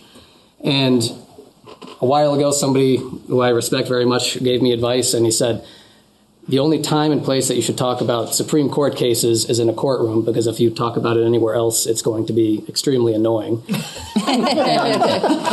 Oh, well. Perhaps against my better judgment, I am going to talk about a couple of cases, not because I like the sound of my own voice, but I regularly get these questions from folks, and I have to say we can't quite do that, and people understandably get frustrated. And so I just want to provide the context so that folks might have a greater understanding as to why. So going back to the 1980s, this isn't going to be insufferable, I hope, but going back to the 1980s, there was the 1984 Bail Reform Act. Prior to that, people could only be held in pretrial detention if they were facing a capital offense. So if they were going to be potentially put to death, they would be held. A lot of things changed in the 80s because of the growing crime rate, violent crime rate in the 70s. So Bail Reform Act passed, and then there was a case in 1987 called U.S. versus Salerno. Salerno was a mafia crime boss. He got charged with conspiracy to commit murder, racketeering, and running illegal gambling operations. And so this was one of the first cases that tested the idea as to whether or not you can hold somebody in pre-trial detention if they're not facing a potential for the death penalty. And so zooming out a little bit, when it comes to fundamental rights such as freedom of speech or the right to vote or freedom in general, that's something that is very challenging to regulate, and it goes to this level called strict scrutiny whenever a law that regulates a fundamental right is challenged. And what this requires is a showing that the regulation is addressing a compelling state interest and that it's done in a narrow way. So that's why creating a sort of blanket law that's, rather than an exception to the rule that would send people to jail, is close to impossible to do under the current common law scheme.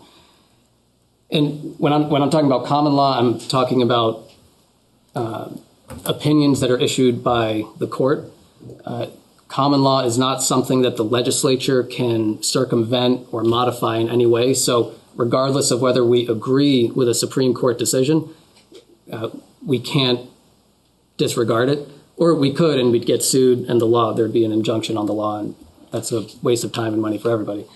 But the next thing I wanted to mention is, when it comes to conditions of release. So in Title 13, for anyone who wants to review or follow along, there is Section 7575, which provide 5 different circumstances in which somebody can have the right to bail be revoked. It's not super long, so I'm just going to read what some of these are.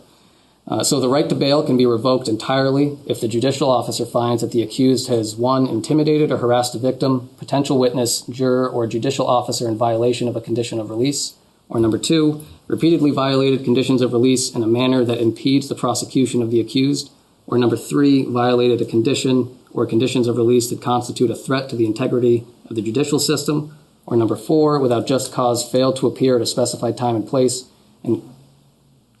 ordered by a judicial officer, or number 5, in violation of a condition of release, been charged with a felony or a crime against a person, or an offense similar to the underlying charge, for which, after a hearing, probable cause is found.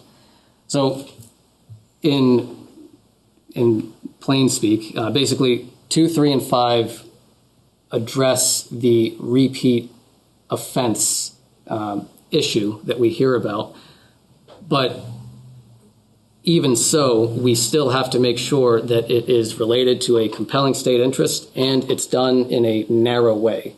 And the idea of the compelling state interest and making the regulation narrow, that's not some esoteric Vermont thing. That's common law that applies to every state and the federal government. So when we are looking at Vermont, there is, well, actually, I'm going to talk about one more case real quick. So there's another case that was a Vermont case that went to the Supreme Court, and you'll still see it cited in motions. And it's a case with a classic pattern of facts that I'm sure we've all heard multiple times, unfortunately. But in this case, it's called State versus Save.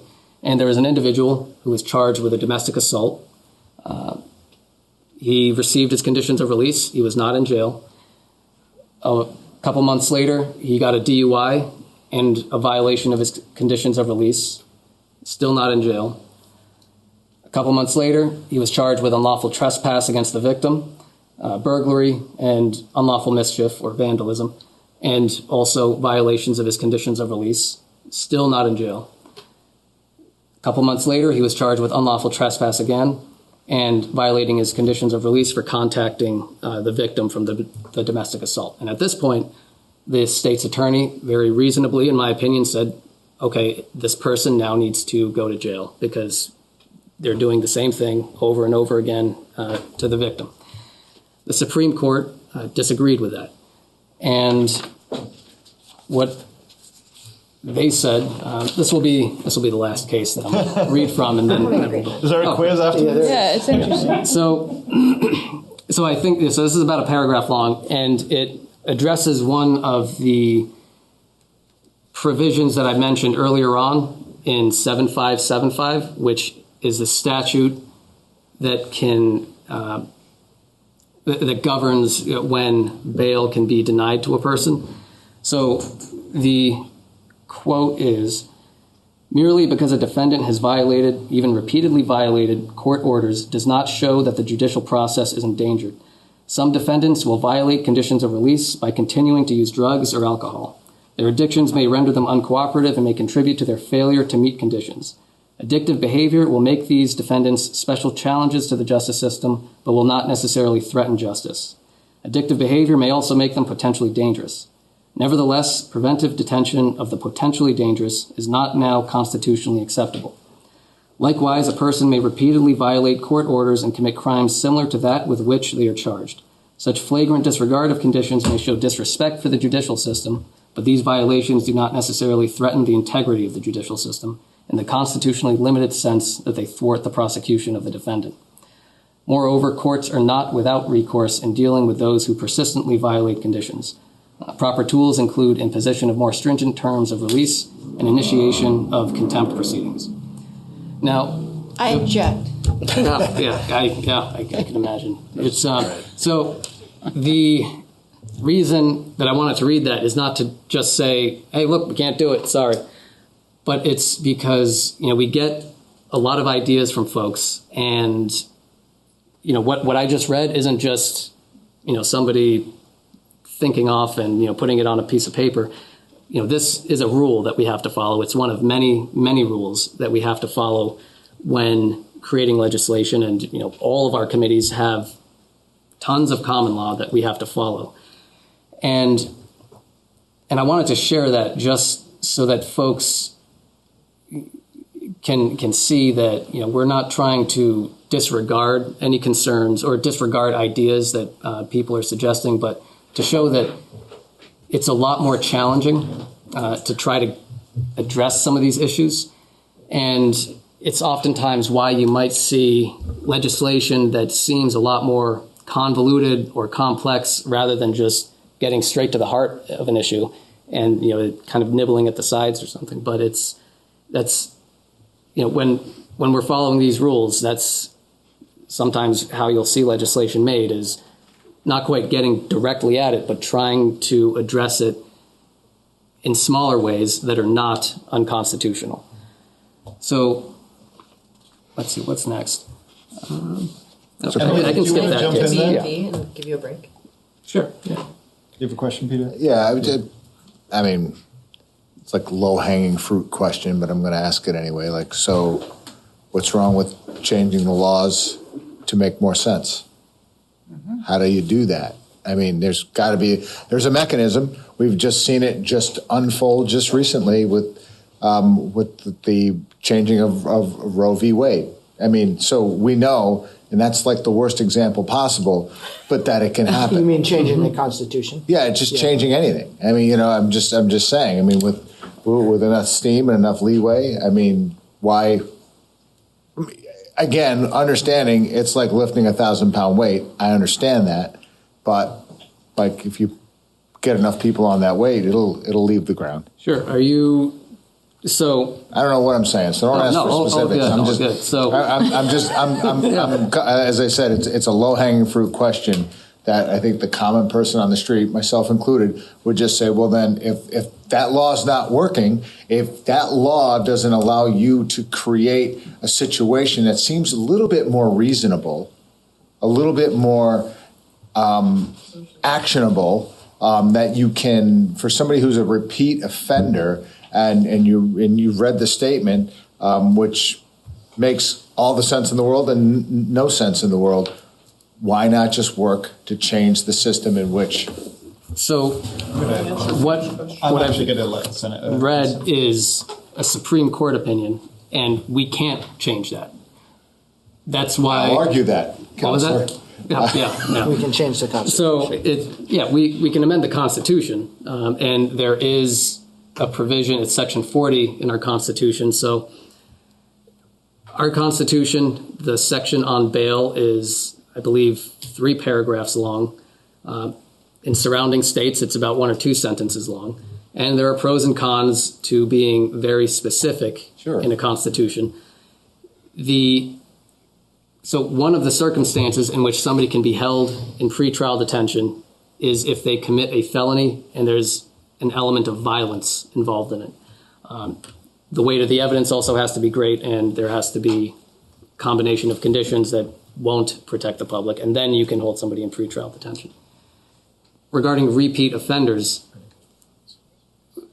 when you're talking about changing the law, that is what we try to do, but we have to stay within the confines of common law, and common law is created by the courts. We cannot, the legislative branch or the executive branch, we cannot change common law, and we can't circumvent it in any way. We can change statutory law. Sure. But, so, I don't know, and I get, like, what I'm asking you to do is if you were to pinpoint one thing 10 years later, maybe you get it. And, you know, are you still, and I've said this a million times before, like, what the one thing democracy doesn't do is move quickly. I get it, I understand it, but, you know, just as we're sitting here as this board talking to you, which is the next level of government in this town, why can't you in turn do that with your next level of government and ask those questions and get those things changed so that by the time the things hit the street, they make a little bit more sense. Things become a little bit more actionable. It's a lot of work. I don't discount that. And what I'm asking is Herculean. I completely understand that. I think it's outside of the legislative role to bring Supreme Court cases, especially federal Supreme Court cases. So the ACLU had an event in Brattleboro last night. Organizations like that generally bring Supreme Court cases, but we could theoretically put forward a change to the Constitution, and that process is allowed, but we would be trying to guess what a future Supreme Court would interpret if we were to change the language of the Constitution. And to do that, it has to be introduced in the Senate, passed in the Senate, then passed in the House with no changes in language, then in the next biennium get passed by the Senate again, get passed by the House again with no changes in language. And then it goes to the Vermont voters, and it has to pass by, I can't remember if it's majority or supermajority. Just majority at that point. So there is a mechanism, but that presupposes that we could game out how a future Supreme Court would interpret and where and how to change language to get the outcome we want, to have a more permissive environment to change the law. And so it's not even just Herculean, it's also Nostradamus, like, you know, trying to forecast a future, how a future Supreme Court would rule, but it's not implausible and not completely out of the realm of possible. I appreciate that. Thank you. Franz, you had a question, Liz has a question, and then maybe the public have some questions. Really what I wanted to do is bring the discussion back to the things that we really can do something about. And just as a quick point, what you need to do is elect a better president who will nominate better Supreme Court I'm working justices. on it, Franz. Yeah, I know you are. But that's the level of discussion here, and I really would like us to get back to things where we can have an impact. Okay, great. Can Liz? I cover 2 and 5 before we? I just want to. Okay, great. There were some Okay. questions that Yes. were bubbling up here, or comments, and I want to make sure we hear them.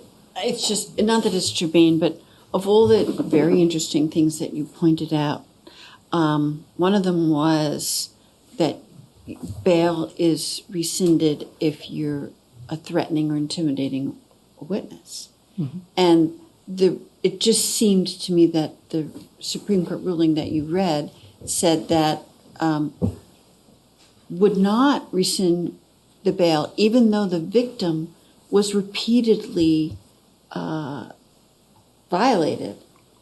And I don't see why that wouldn't be considered intimidating the witness. And I know this is Because, esoteric and not relevant, but it just bothers me that the recognition of violence to women is not held in that decision that you made. Yeah, Red. it bothers me too. I agree with you 100%. The follow-up to that is they state that there has to be a nexus between threatening the witness and a disruption of the prosecution. And that was not present in this case. And that is why. And I disagree with that too, but. And that is why Sean Diddy Combs is in jail right now. Okay. One, I just want to offer that the Meg Mott, the Constitution Wrangler, does an incredible job, and she's actually at the library on Wednesday. So if anyone has enjoyed this segment of the Select Board meeting, she, while Senator Hashim did a great job, Meg does it in a cowboy hat. And I just really recommend people go to that event. It's always really fun to watch regular people in town wrestle with the Constitution. That's great because bring she my usually cowboy does it hat on next Tuesday nights and we're here. So, but what I wanted to say before I gave you that lovely little. And I'm going to say preview- we've got 10 minutes and then we're going to take a little This is going break. to take me one sentence. We'll see. Maybe 5. The improving pretrial services and addressing the court backlog, I would say, of the 5 legislative priorities I had as chair of the Ways and Means Committee this year and as the House caucus, Democratic caucus had this year, those 2 were in the top 5. And we got it across the finish line through both Appropriations Committee and signed into law. We put an enormous amount of resources towards both of those in one big package in the budget this year, and really are hoping the hiring is already happening, and we're hoping to see really a significant improvement next year. Great. And did you want to say something about something else? Nope, that's it. Senator Hashim. Thank you. So I also wanted to talk about the backlog and in the 3 judge positions that were created. The governor does have now 12 names from which he can pick. I think he's had 8 of them for over a year, but either way, so those positions were created. The governor has names that he can choose from to fill these roles.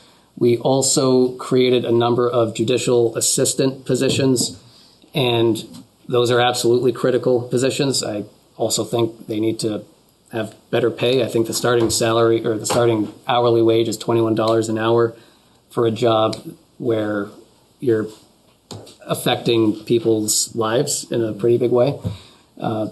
So there was that. And regarding, it was last time where I talked briefly about S-195, which was a bill related to conditions of release. And, also talked about the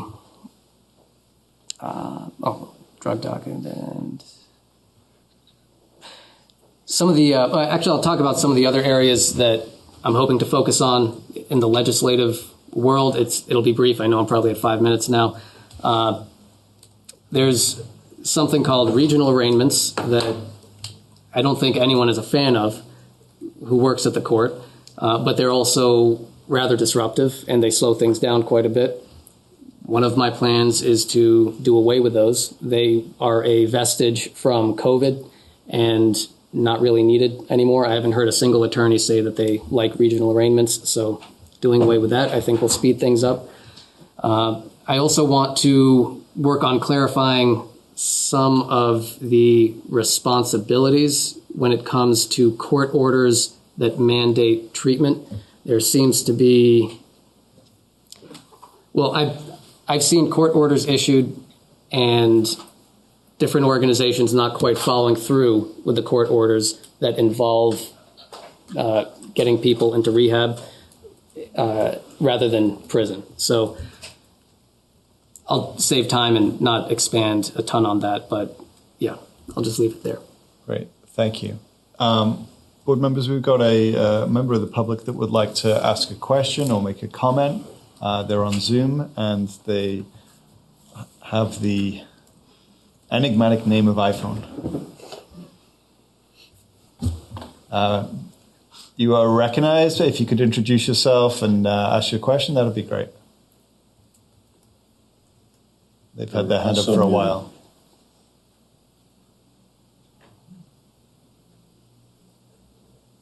Oh. Okay. Oh, could you identify yourself? It's also a little quiet.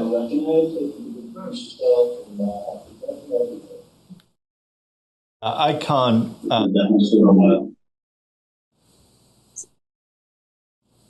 Is it just me?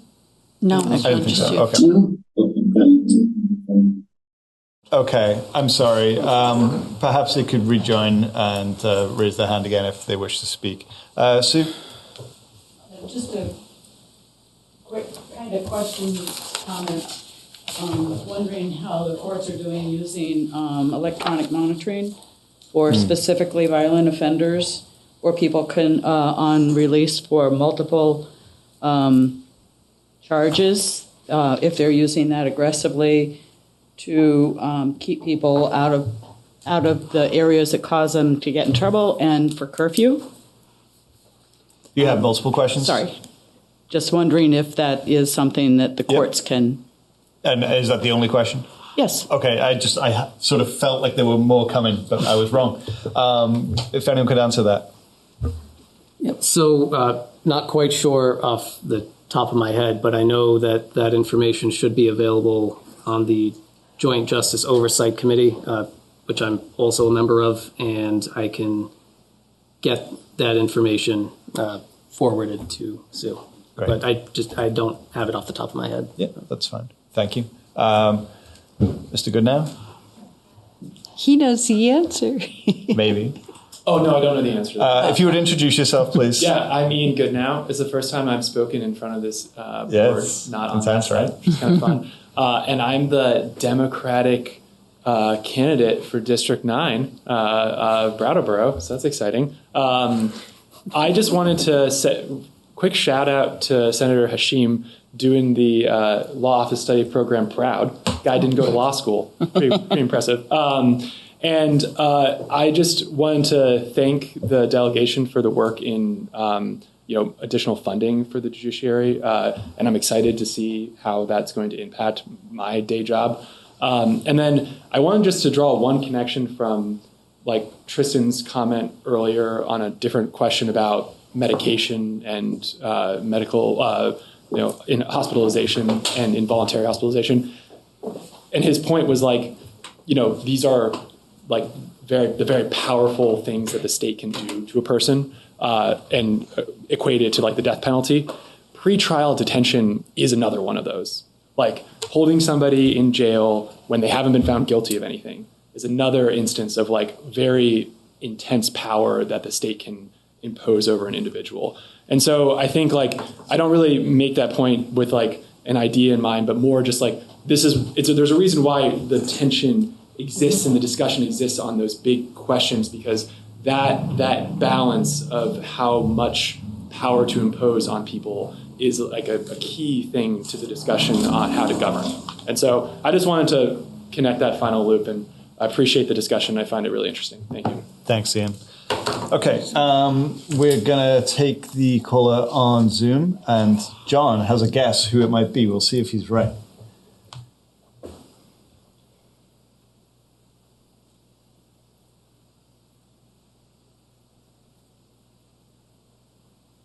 Good evening, you're recognized, and I do recognize you. Yes. Can you hear us okay? Maybe not. You're welcome to speak if you're ready to do so. We can see you. I'm not sure if we can hear you.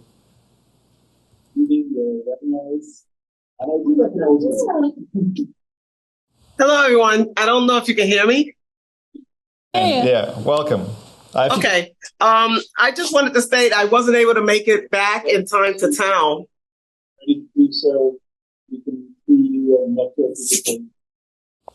Okay, can you not hear me yet? Yeah.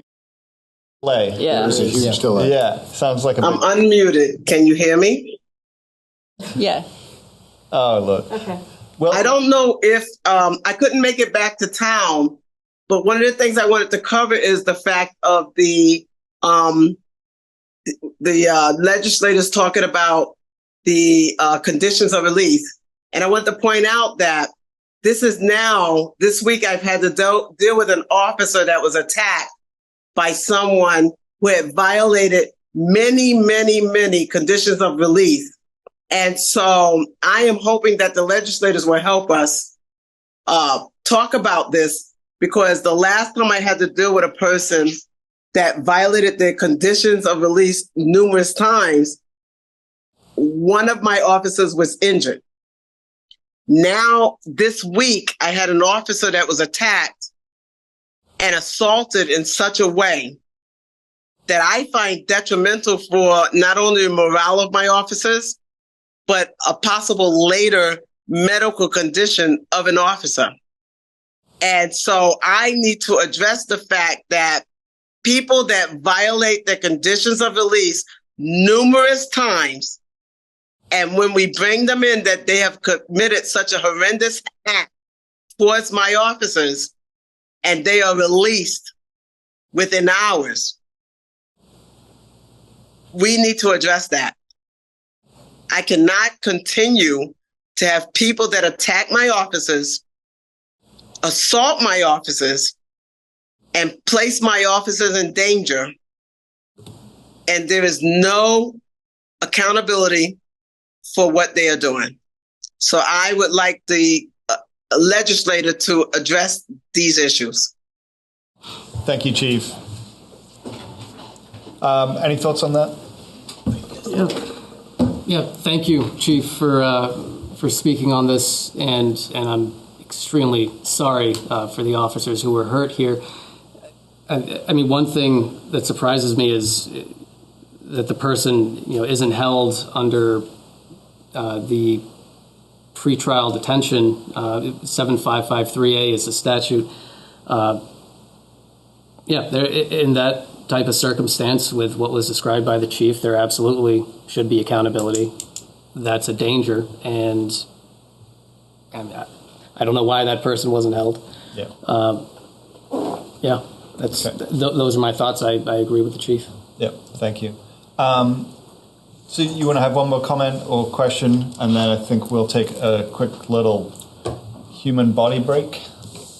So, aside from the discussion around judges being lenient, I need to raise the issue that maybe it has to do with the jails, that the jails are significantly understaffed, as well as not enough beds for people that probably should be incarcerated for a period of time for behaviors.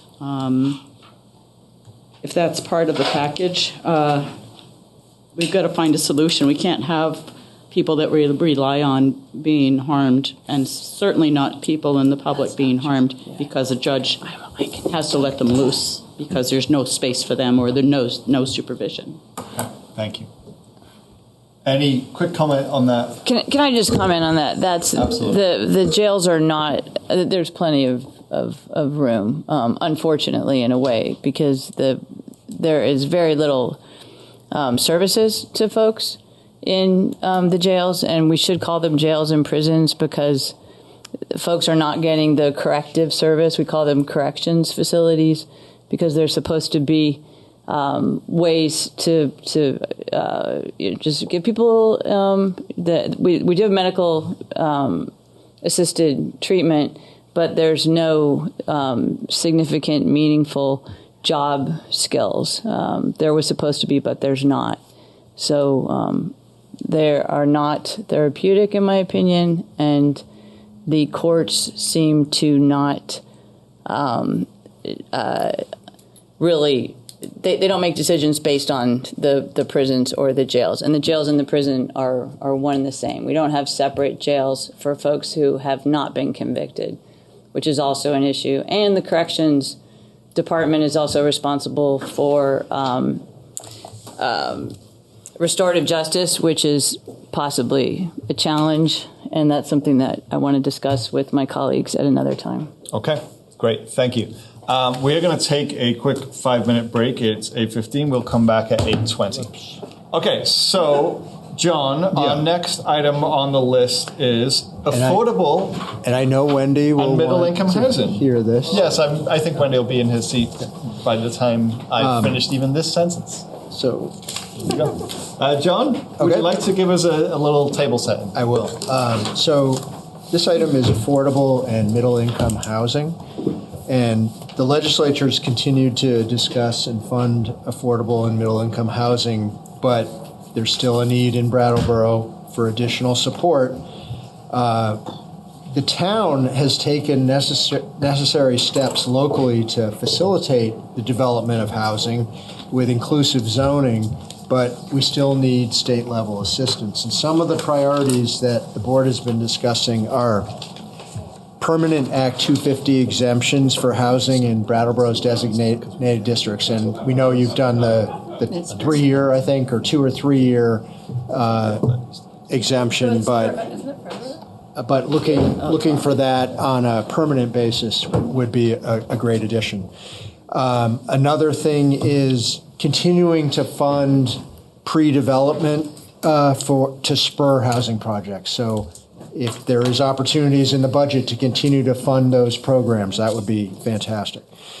Another is flexible tax increment finance legislation. So are there better, more different ways that we can have tax increment financing to help encourage housing developments in Brattleboro? Another one is reimbursing towns that carry a disproportionate amount of affordable housing. Is there a way to balance out resources across the state to those communities that have a lot of affordable housing and a lot of the municipal demands that go with that? And then finally, a housing subsidy program for essential workers relocating to Vermont. Is there a way that we, again, and maybe that's where some of the affordable, where the balance of affordable housing could go to, like, this is something that we talked about earlier tonight, is not having the capacity, even among our nonprofits or in the town, to support the large demand on services in a town like Brattleboro that is a social service center hosting a lot of these things. So those are the topics around affordable middle income housing, and we're wondering if any of those issues are ones that the legislative delegation would want to work with us on. Sure. So, we talked a lot about housing last time, but these are great questions. So the first one we've done, Act 181 did provide temporary exemptions, and that's what you're talking about with the 3-year program. Right. And there's various exemptions for the various designations. The main part of Act 181 is to modify Act 250, which I'm wondering if we're still going to call Act 250, but we probably will, so that there will be permanent exemptions from Act 250 in towns. Towns that show that they have robust zoning and processes and staff. And that process to get to those exemptions, that will take 2 to 3 years, which is why we did the interim exemptions. And so what that process will entail is the regional commissions will update the maps that currently exist, and they'll, with the towns, suggest locations and parts of towns, not the entire town, but the part of a town that should be exempt from Act 250, completely exempt from Act 250. Now, this also means that the town will be responsible for dealing with existing Act 250 permits that are already in that town. They'll have to make sure that they manage those permits. But that is already in statute, so that's a check. And there will be a new board instead of the Natural Resources Board. Now there will be the LURB. It's the Land Use. I know it's stupid. The LURB. It's an awful acronym. LURB. LURB. Delightful. It's the Land Use Review Board.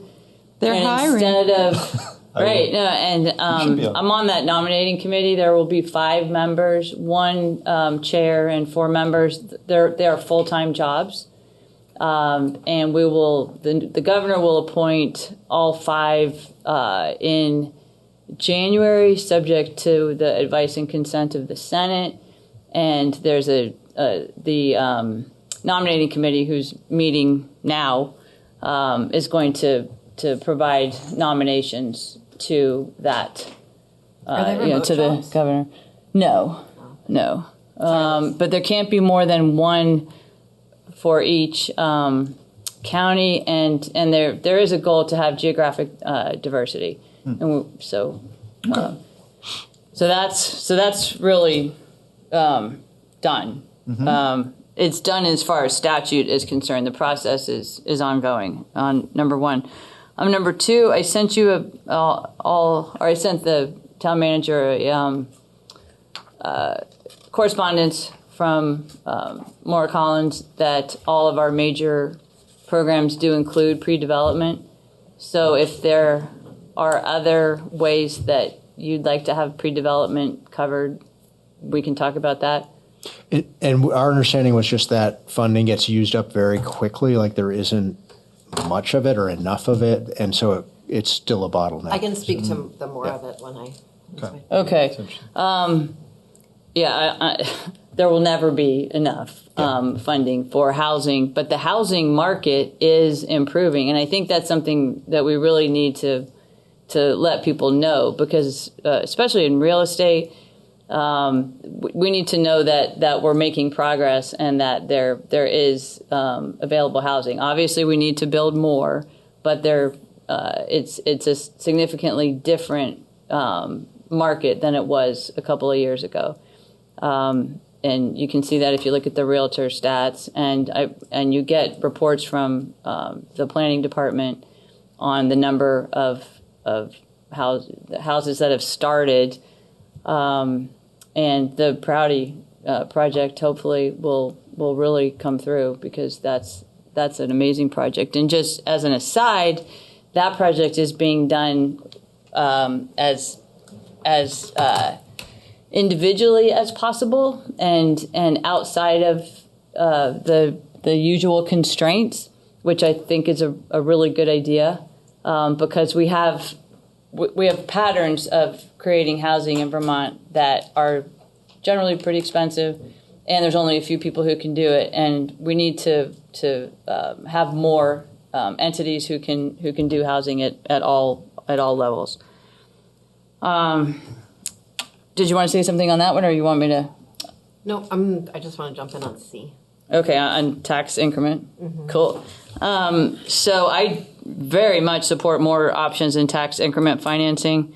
I'm currently serving on VEPC. It's the Vermont Economic Progress Council, and that's the group that reviews TIFs as well as VEGI applications, which is Economic Development Program. But I've worked with TIFs in other states, and they can be much simpler. But the problem, and this is probably a good segue to Emily, is we only have one bucket to suspend taxes with, which is the education tax. And so that's the challenge as I see it. Mm-hmm. So I would, I'll speak to P, the pre-development funding, and then just sort of greater housing funding in a second. But the tax increment financing and the whole TIF system comes out of the education fund. There is not a universe where there's any political will to do anything to expand anything that is going to take money out of the education fund.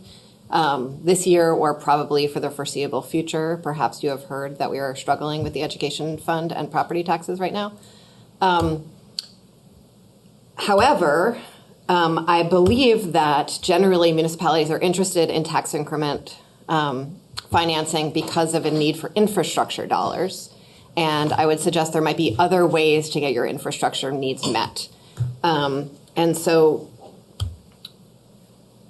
speaking to that and to D, about really just the need to get more dollars to communities such as ours, that have a significant responsibility as the largest town in our region, and carry a lot of reduced grand list for a wide variety of reasons, from churches to circus schools to affordable housing to other area nonprofits.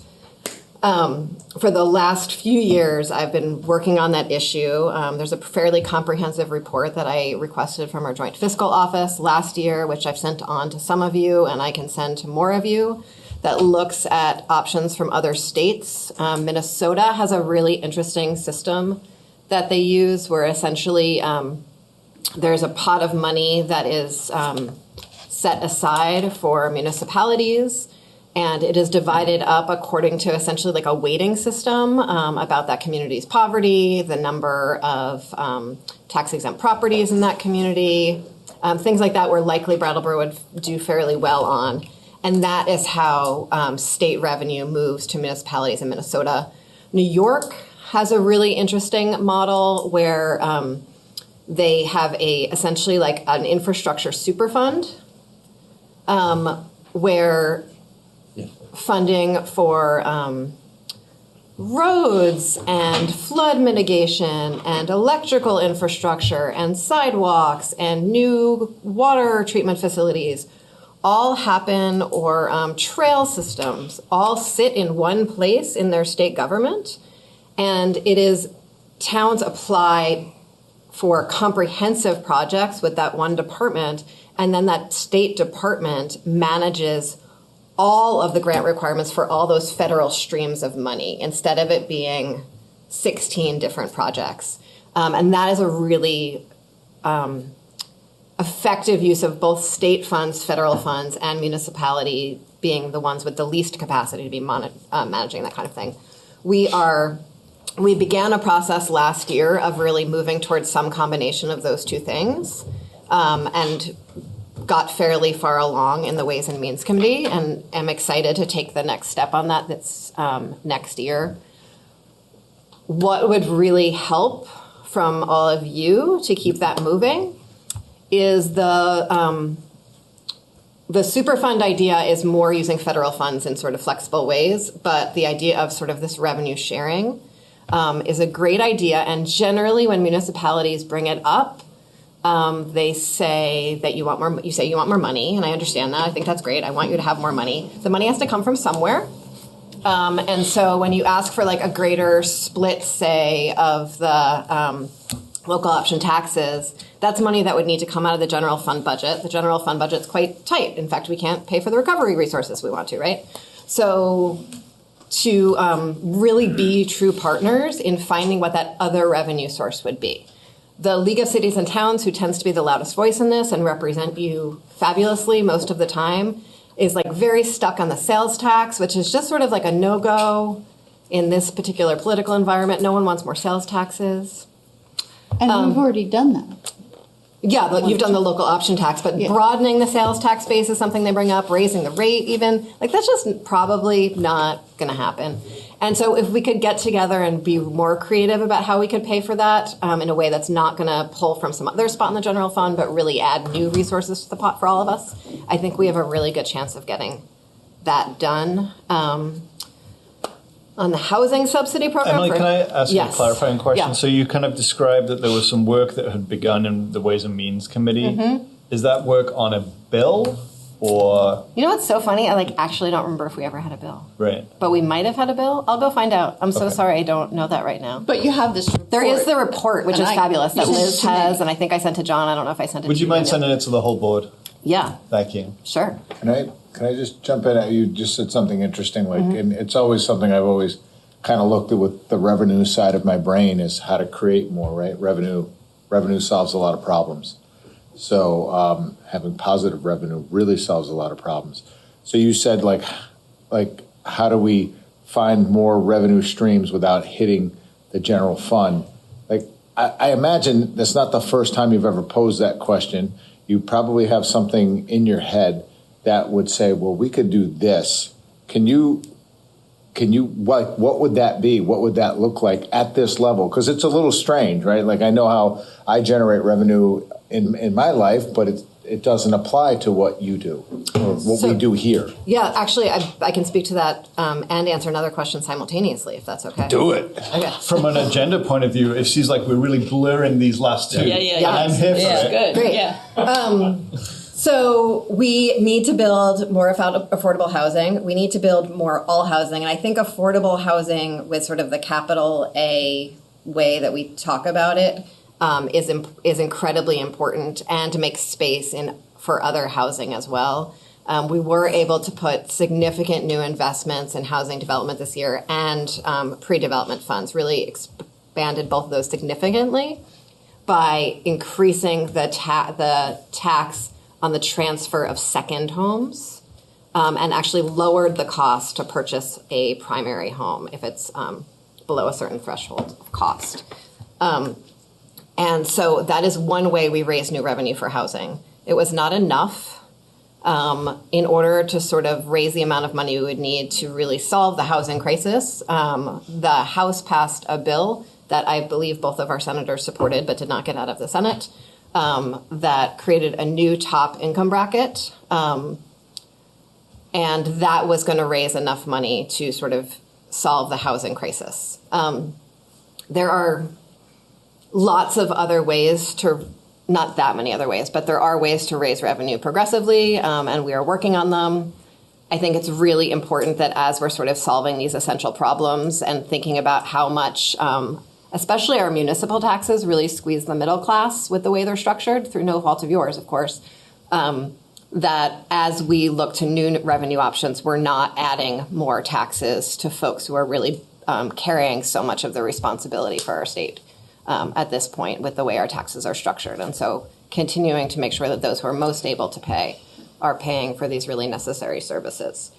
The housing subsidy program, so that covers sort of reimbursing towns and the essential workers relocating. We have done a lot in the last cycle, and Tristan worked on this really closely on scholarship programs and grant and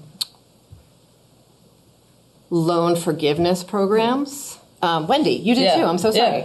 Loan forgiveness programs. They're good. And that is a much clearer way of attracting essential workers into Vermont than housing subsidy programs, because both sort of tax relief and housing subsidy programs get really, really messy really fast. Just a comment. You want to go? Well, I want to talk about another source of revenue, because it's important when we have new sources of revenue that they be fair and logical. And something that is fair and logical is a stormwater utility, which you guys are working on. And what? Oh, nothing. It's a running joke of ours for the last 6 I've years. been asking it makes a lot of sense. It's not a joke. all right. It's an in-joke. Well, it's likely that a pretty good amount of your public works department cost is in stormwater, because that's ditches, all kinds of things, right? So if you could get that cost out of your general fund, put it into a stormwater utility, and then you get revenue from any property that is generating stormwater off of it, whether it's taxable, non-taxable, any property pays. And there's also a built-in incentive for the property to generate less stormwater, because then it would pay less. So it's good on many fronts, and it gives you revenue that you can use when we need to do more mitigation. It can be used as a match. You get revenue from the highway, because right now you don't get any revenue from the stormwater coming off of the interstate. If you have a stormwater utility, you do get that. So any town that has an interstate, you really should be doing a stormwater utility. You're just leaving money on the table. So, we can talk more later. Thank you very if you much for want. bringing that up. And the reason why I laugh is because it's a sort of perennial kind of topic that comes up, and we have perennially been unable to move it forward for real reasons to do with capacity, I believe, largely. John, do you want to Right. speak to that? Is there like any help that we could get from the Yes. state around capacity building for? Yes. you know, Well, there should be. I mean, I you give us understand a the person to capacity do is that? the. This is Right. one of Wendy's favorite topics, so Well, I think it's there's a lot just, of I potential mean, here. it's, Yes. it needs to happen. What I tried to do last year, and I'm going to try again this year, is get funding to provide engineering services. Because basically the difficult part is setting it up. Once it's set up, it's not hard. Right. So state funding to help municipalities establish these utilities. There are about 7 or 8 of them in the state. The only ones that are done now are ones where there was an EPA a violation and a requirement. But and so that's where the state has helped out. We need the state to help before there are EPA violations. How much does an EPA violation cost? Well, then you have to do a stormwater. Yeah, I'm not recommending that. Please Okay, don't. fine. We'll not do that. Funny. Thank you, Linda. It's a long week. Okay, thank you. Tristan, you want to add I'm just anything going to to go that? back to that housing subsidy program question. I just want to speak. I understand the impulse behind that thought, but what is an essential worker is a challenging question because every sector of the Vermont economy is currently starved for labor.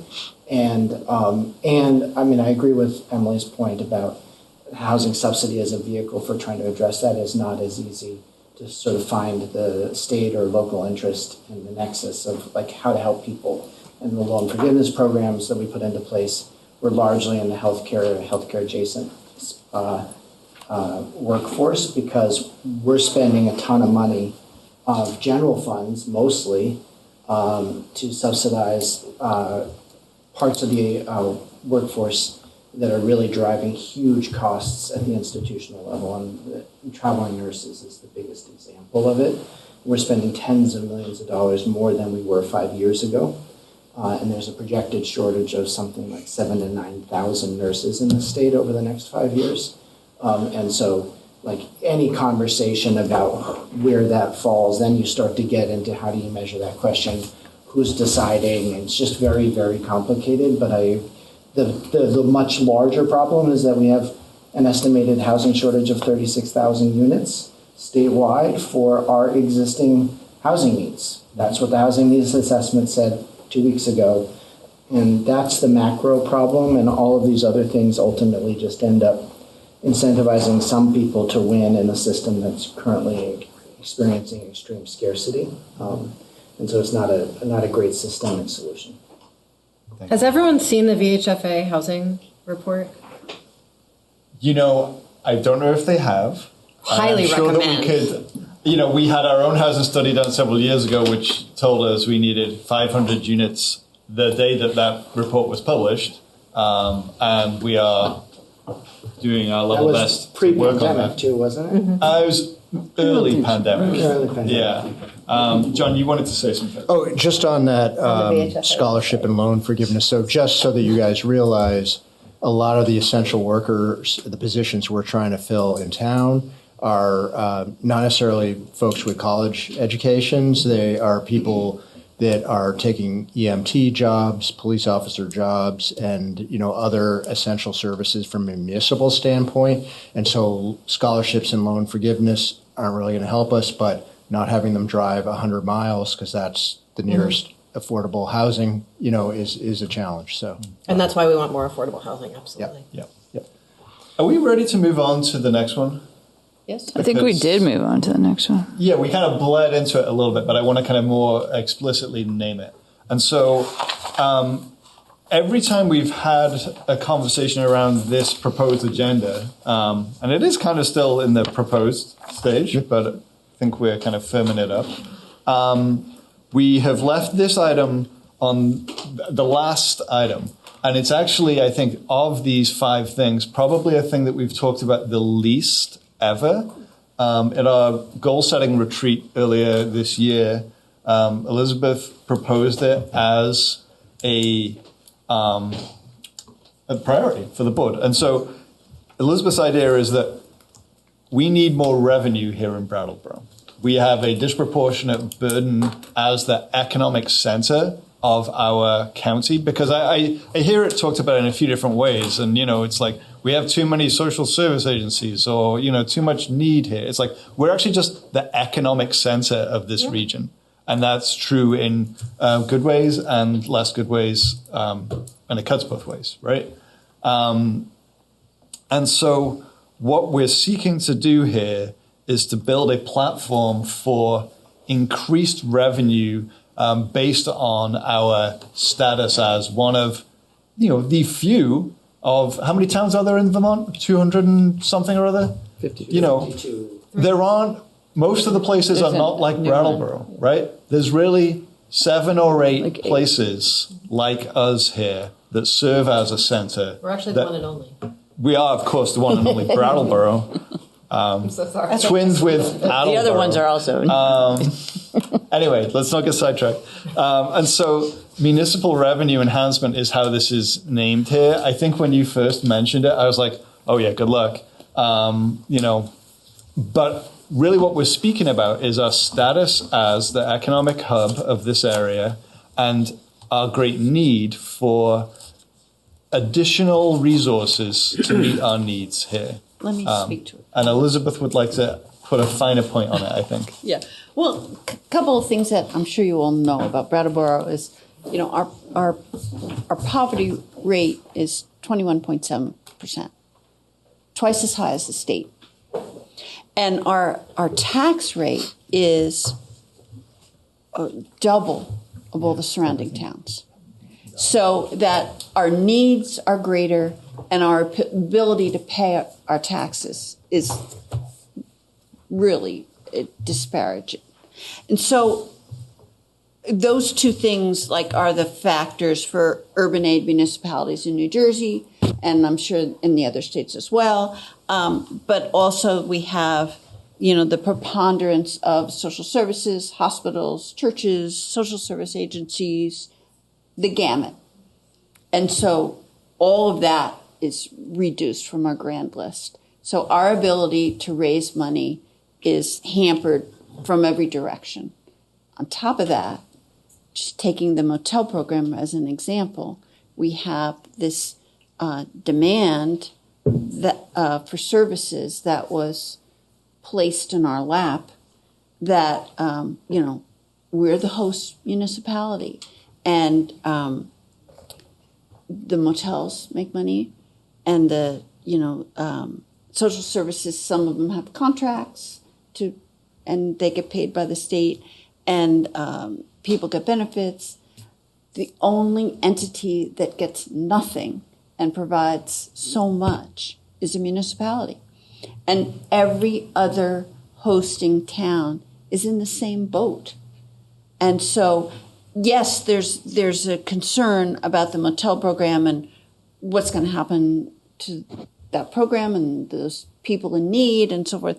But there's the underlying program, the problem that the state government, all 3 branches of state government, is completely oblivious to the fact that municipal services are being impacted by this program and so many other programs. That, our library has had to hire trauma specialists. Things that you would never think of, we've had to do because of this great crisis that we're in. And that's just one example of the burden that the town of Brattleboro has and other hosting communities and other hub communities because of we're being a regional center. And people dismissively say, well, it has to be in Brattleboro because Brattleboro has the services. But what they're neglecting is understanding the burden on the taxpayer.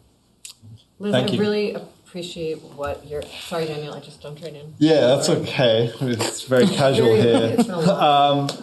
I don't know. I think we might want to just list off these proposals as well. But also what Emily said, first of all, I'd like to hear what she was going to say, but also what she said earlier about working with us is super great. Yes, and this study and the work that's going on in Ways and Means, yeah, if it has applicability here, definitely want to learn more about that. So John, do you want to talk about these Sure. So priorities? So some of the ideas that we've had. We'd love to explore with any of you that are interested in working with us to pursue these. One relates to something Liz didn't mention, which is the regional roadways that come through our town. Oh, don't get me started on that. Many of which are interstates, but Brattleboro taxpayers pay for a lot of the infrastructure there, and the V-Trans splits on those are not beneficial to Brattleboro very much. They're very difficult for us to handle.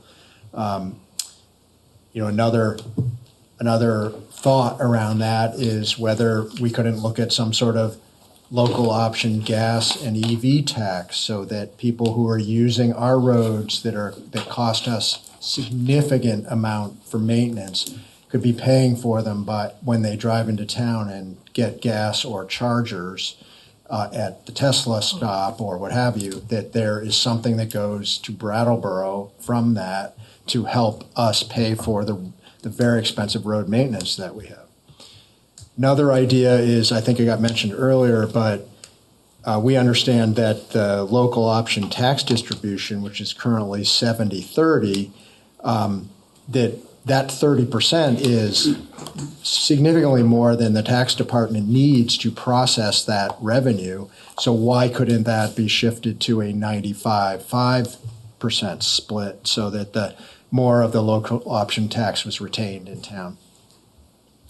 Another idea is some sort of surcharge for hosting state-funded service organizations, and whether that is something related to the number of dollars that you're putting into social services in this town, and a small percentage of that would go back to the municipality to support all of everything that the taxpayers are currently paying for locally, but is really being, placed on the town by the state. Related, and maybe another way or related to that, is to reduce, the exemptions or somehow compensate us for the exemptions. I looked at just the social service organizations in town. They total $88 million in exempt properties that are off of the grand list. And that would mean another $1.3 million in tax revenue, which we don't get that. And yet all of those organizations require police, fire, EMT, roads, they use library. It's all part of the package, and nobody's helping support that. And so we would be looking for, potential municipal revenue enhancement along those lines. Then two kind of final things relate to tax sales. So we do not have a significant problem with tax sales in this town. It's never been an issue. Although last year the legislature changed the tax sale delay period from 1 year to 2 years. And since that's happened, we've started to grow a significant list of properties that are wavering on a need for a tax sale. And instead of being able to say, hey, look, if you don't step up and pay your taxes by such and such a date, it's going to tax sale, and people come into line with that. Instead, we have to wait a whole nother year. So people are starting to dig themselves into a hole. And so where it's a relatively minor $200 issue, it's turning into a $3,000, $5,000 issue. And that is a real problem. I think we have a very large growing list of people who are running into issues there. And so we would love to see that either reversed or somehow there's a fund or something to address these people's needs so that we don't end up having to go to tax sale because all of a sudden the whole property is at risk. The final thing is adding municipal charges to a tax bill for collection purposes. So that's, again, if we have a landlord, we had one the other day that we issued a health order on, if that person is not paying the fines that the municipal tickets are being placed on that property, we would love the ability to put that to the tax bill so that it could be collected through a tax sale if the person was not willing to pay it. This is something that's done in Massachusetts. We have a really good model for that the town attorney has drafted up, and we'd love to have support on trying to capture that kind of revenue too. So, thank you, John. That's it. Can I just add something real quick to that? It's actually from my experience at work at a local social service agency. And so this tax sale delay period, it wasn't something that was kind of on my radar really, but we do get calls looking for help with delinquent taxes. There are no programs for delinquent taxes whatsoever. You know, you can go to the Board of Abatement and plead your case. And Good luck with that. And some communities are more open to that than others. And my experience during the pandemic was that very well-intended disconnection moratoriums and eviction moratoriums that I wholeheartedly supported in the immediate term have also had really detrimental effects on building up balances that households of low income cannot get out from under. And at work, we have spent the last 3 years, digging out back rent bills that I've never seen the likes of, electric disconnect bills I've never seen the likes of. Today I saw another like $6,000 electric bill. And so that only happens because of a sort of a period of time where a household is allowed to build up a balance without any kind of like consequence. And I find it's a weird place for me to feel in, because I feel like I'm sort of arguing for like, oh, we should be punishing these people. But in actual fact, you know, the lack of a threat of any kind of consequence leads to a sort of, you know, if you have limited income in your household, you got to make a lot of hard choices pretty much every month on how to spend it. And so if there's not any kind of consequence coming here, okay, I'm going to address this other urgent need or this other urgent need. And it doesn't take too long for it to spiral out of control. And then by the time the moratorium is over, you've got this balance that's absurdly high and is definitely detrimental to people's like stress levels and mental health along the way. And so I found myself in this strange place of advocating for, a quicker route to tax sale so that, you know, the balance is manageable and the likelihood of action happens sooner. And if there could be any programs developed at the state level to help people with delinquent taxes, we help, you know, renters with delinquent rent all the time. I do it every day. And I'm happy to do it because it's so important. You know, we cannot be adding more people to the streets because there is not enough housing in the state. And so, I just have a that's thought. my little soapbox moment for today. Just have a thought about that. Yeah. And then Richard, I see. Many times in the tax abatement appeal process, people are not aware of the homestead rebate. I forget what you call that. Yep. And gosh, it would save them. And they just don't know.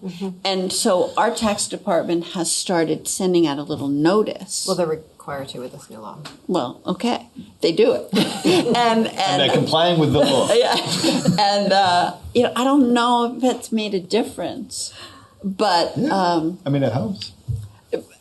But there really just needs to be more robust education, because that would be such a big help. Yeah, thank you, Richard. You had a comment, and Peter, maybe you have one as well. I'm totally in support of all these measures. I think they're very important. I think we need to do these kind of things. But I just realized that you have to be really careful, I think, because if we're going to tell people in other towns that we want to equalize the distribution of payment of services, that the potential could exist for turf wars, a little bit of animosity, a little bit of insularity. I'm not saying it would happen, but I think the potential is there for people to get polarized.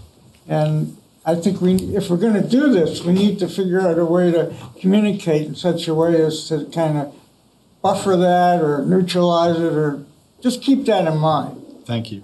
Elizabeth, and then let's hear from the legislative I delegation. think that the surrounding towns are well aware of the disparity, and whatever feelings they have on that can be managed, because they're well aware that they pay lower taxes. I don't think it's that simple. They're well aware that we have the tax burden. They're well aware that we have people on the streets, and they're happily skipping to their homes where they don't have the problems that Brattleboro has. Okay. I don't agree, but Let's hear from the legislative delegation about these proposed priorities here. I'm not going to say anything about A other than that I imagine that Wendy and Molly are hard at work on it. Yes. And Molly, just Molly, V-Trans? on the bridge, that was one of the big issues. Molly worked so hard to try to find some way inside of the process of the T-bills over a couple bienniums to try to address that issue. And we helped her with it, but she was like really singularly we were focused. working all of it, Yes. and both sides, both bodies trying, but she was our point person. And you know what happened? You know what was effective? Just say no. That got their attention. Yes, it Okay, did. so on from A, I'm going to talk about all the others. And so I've talked about the idea of just municipal revenue sharing in various forms, and I've spoke to the local option tax idea in 4. And yes, really would like to work on that in a very robust way with you all. And we'll make sure everyone has the report and the ideas. On reducing, and so I think that covers B and C and sort of the global issue, though I will say quite specifically, Liz, I really hear everything that you were saying in your original comments, and I don't think that the legislature is oblivious to the issue at all. In fact, it had significant floor time in any debate about the motel program. Great. And I think it is an issue that everyone is thinking about quite. So, Great. Because I just hear bureaucrats say things that are pretty rude. That's their job as bureaucrats. Yeah. So on to... We've crossed the 9 o'clock threshold now. Things are getting... I was on the 9 o'clock threshold at 7 tonight, Yeah. so we'll see. On reducing exempt properties, one, I would encourage the town to look at your own exempt property list for the ones that you control. And 2, I'm curious, which ones we should stop. Should we stop exempting churches? Are we going to stop exempting private schools? Are we going to stop exempting all nonprofits, some nonprofits?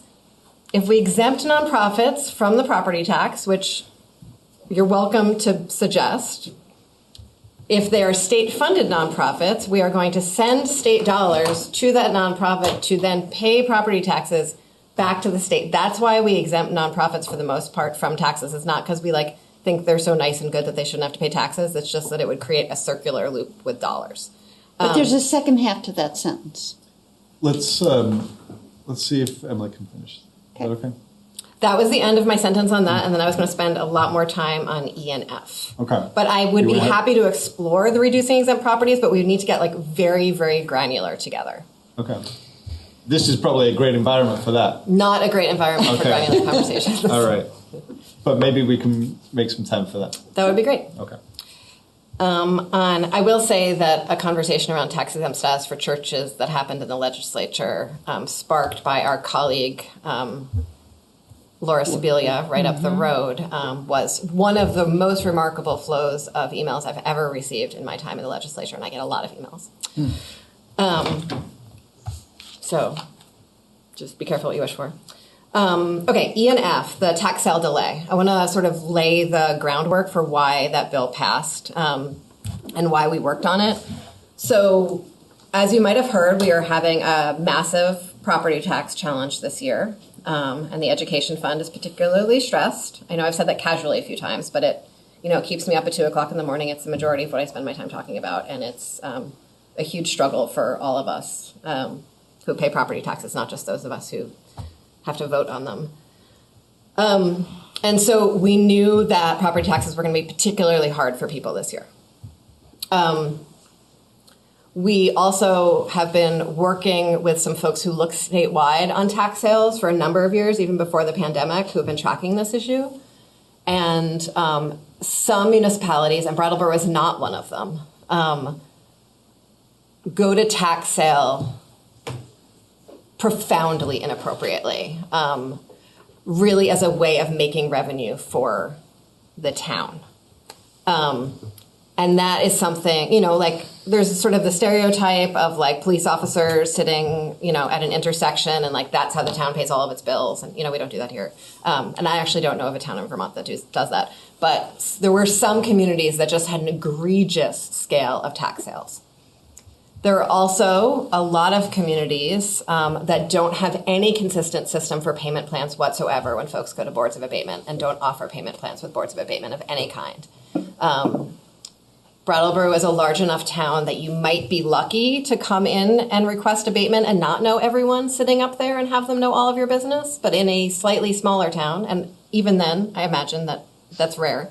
In a smaller town, it's like your very intimate neighbors that you're going to and asking for these things. And there was a lot of discrepancies from town to town. There was a lot of bias from person who asked to person who asked. It was really like standards were absolutely needed, particularly in this year where we knew that more people were going to struggle to pay their property taxes. There is also a real challenge of folks who don't file their income taxes because they don't have income, especially older Vermonters or Vermonters with disabilities, don't know often about the property tax credit and the need to file their homestead declarations. And that's a really big problem.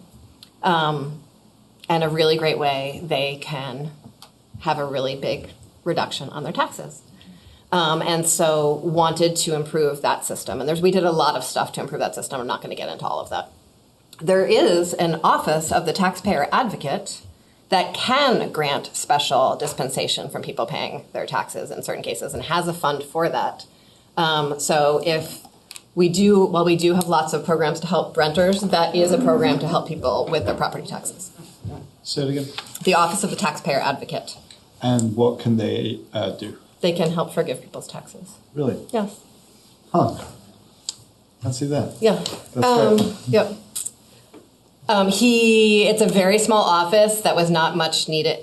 They're getting a lot more calls than they've ever gotten, and they did not scale up in time for it. So if you do send someone there, or you call there yourself, and no one gets back to you for a week, please don't panic. They will get back to you. But they will panic. Because it's about losing their house. And yes, more is needed on funding to support people with that. I also understand that Brattleboro was doing most of these things right. I have come here for tax abatement as a representative of a nonprofit, and I've also come here for tax abatement with a client who's going to lose their home. You know, been to the Board of Abatement here. It was a very dignified process and very standardized.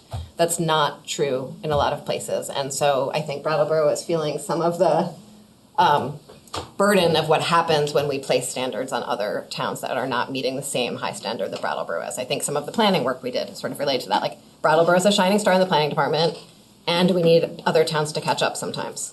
And so that's why this bill happened. I would really love to, again, get granular about it and sit down, John, and figure out exactly what the costs to Brattleboro are, like look at spreadsheets with you and figure out how we can make sure the town gets compensated for it. And get rid of any, the best we can, any negative consequences or perverse incentives or anything that are built into it. But I think we would need spreadsheets in front of us to do that well. So thank you. Happy to continue to collaborate on these things. Great. I feel like this particular area is the area of potentially most fruitful and needed collaboration. It is probably the biggest lift on here. Huh. I think, at least. Well, it doesn't involve overturning the Well, okay, fine. Supreme Court. It's easier than the Supreme Court. Maybe I have a sort of certain level of skepticism, perhaps, of the ability to move some of this stuff forward. And so if I was going to put my energy in one place right now, this is where I'm going to put. I think. And so this- how can we work together to be effective? I thought this is all very interesting, and people have particular areas that they want to follow up on. This revenue sharing is my special interest, so And I will bear that burden with you. thank you. Select board members, comments, questions, reactions, hot takes. I have a question. Yes. How much money are we going to get? Are you serious? Depends on Cross what that you 9 do. o'clock threshold. For, I haven't, He's not being serious. are you being serious? Yes, And if I you am are being serious, can you be a little more specific? How much help can we get on all this? I mean, we've had a very interesting discussion, a lot of detail, but there's got to be a bottom line. We need help. How much money can we get? You could do the stormwater utility yourself now. You really could. I know there's a lot, but you could. And the expense would be justified and it would be paid by the utility. So, I mean, I don't expect a dollar figure, but, you know, I just want to bring it back to that. That's really the issue here. We're looking at a very difficult budget season, I think. We've already made commitments to spend money that we don't have. And we need help with this. And the state doesn't have deep pockets by national or international standards. I know that. But they got a lot deeper pockets than we've got. We are spending money on behalf of lots of other places in this state. Some are very local, but some are farther away. And we're absorbing that hit. And we need help to pay for this.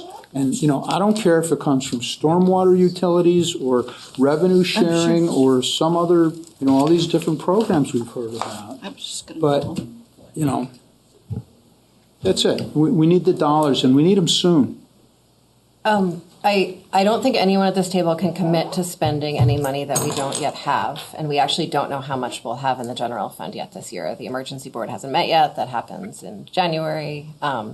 I also want to name that we are about to lose a very powerful member of our own delegation, and he will likely be replaced by someone who's fantastic, and I think will do an incredible job and collaborate really effectively, and will also be a new member who will not be a longstanding member of the Appropriations Committee. And so we are all going to do our very best on all of this, and a lot of us have a lot of ability to affect change in almost every area on this in like very direct ways, because it is actually very hard to get something done in Montpelier if you are not on a committee of jurisdiction related to it. And we have this very remarkably well covered. And I think that in each of there's different buckets of money in each of these items where there's significant dollars attached to them. So if it would be useful at some point, we could probably sit down with John and figure out where on each of these the money would be coming from and what an appropriate amount would look like. But there's no we don't do earmarks, so there's no big slush fund that I can promise you, Franz. Were you suggesting that we write in Tristan on November 5th? No, I'm really happy for Tristan that he gets to go live his life.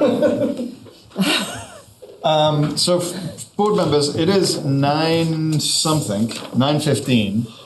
We're a little past our scheduled end time, but I think we're doing quite well considering. Oh, yes. I really appreciate the conversation that we've had tonight. And there is a motion proposed for this item, and I believe Elizabeth is going to make it. I move to approve the Select Board's state legislative priorities for 2025 as presented, and I'd like to speak to the motion. Very well. I just wanted to thank you all for a fascinating meeting, and I really appreciate your sincere interest in all of our issues, and I really look forward to continuing to work with you. Great. Thank you. Thank you. Other comments on the motion or? Yeah, just to echo what Liz said, and just to remind you that I recognize that even though sometimes you're standing up there as individuals, it would be nice to know that you had a little cohort of a few thousand people behind you when ready to deploy. And if you should need that, I would hope that you would call me and that I could engage in that. Great. Thank you. Other board members with comments? Yeah, thanks for joining us tonight. It's always nice to meet with you guys. Richard? Okay, what he said. All right, thank you so much. We've got a motion on the table. Is there any other comments, questions about that motion? Members of the public who wish to be heard on that motion? Okay, seeing none. Liz has made a motion to approve the Select Board state legislative priorities for 2025 as presented. All those in favor, please raise your hand and say aye. Aye. Aye, that passes 5-0. I'll entertain one further motion. Peter? To adjourn. Peter's made a motion to adjourn. We discussed the other day that it's not debatable, and that's just a rule. I don't accept that. So, all those in favor of adjourning, please raise your hand and say aye. Aye. Aye, that passes 5-0. Thank you so much, interpreters, BCTV, members of the public, town staff, legislative delegation. And we'll see you in, I don't know, a couple of weeks, October 1st. Sometime. Yeah, October 1st. Really hope that all of you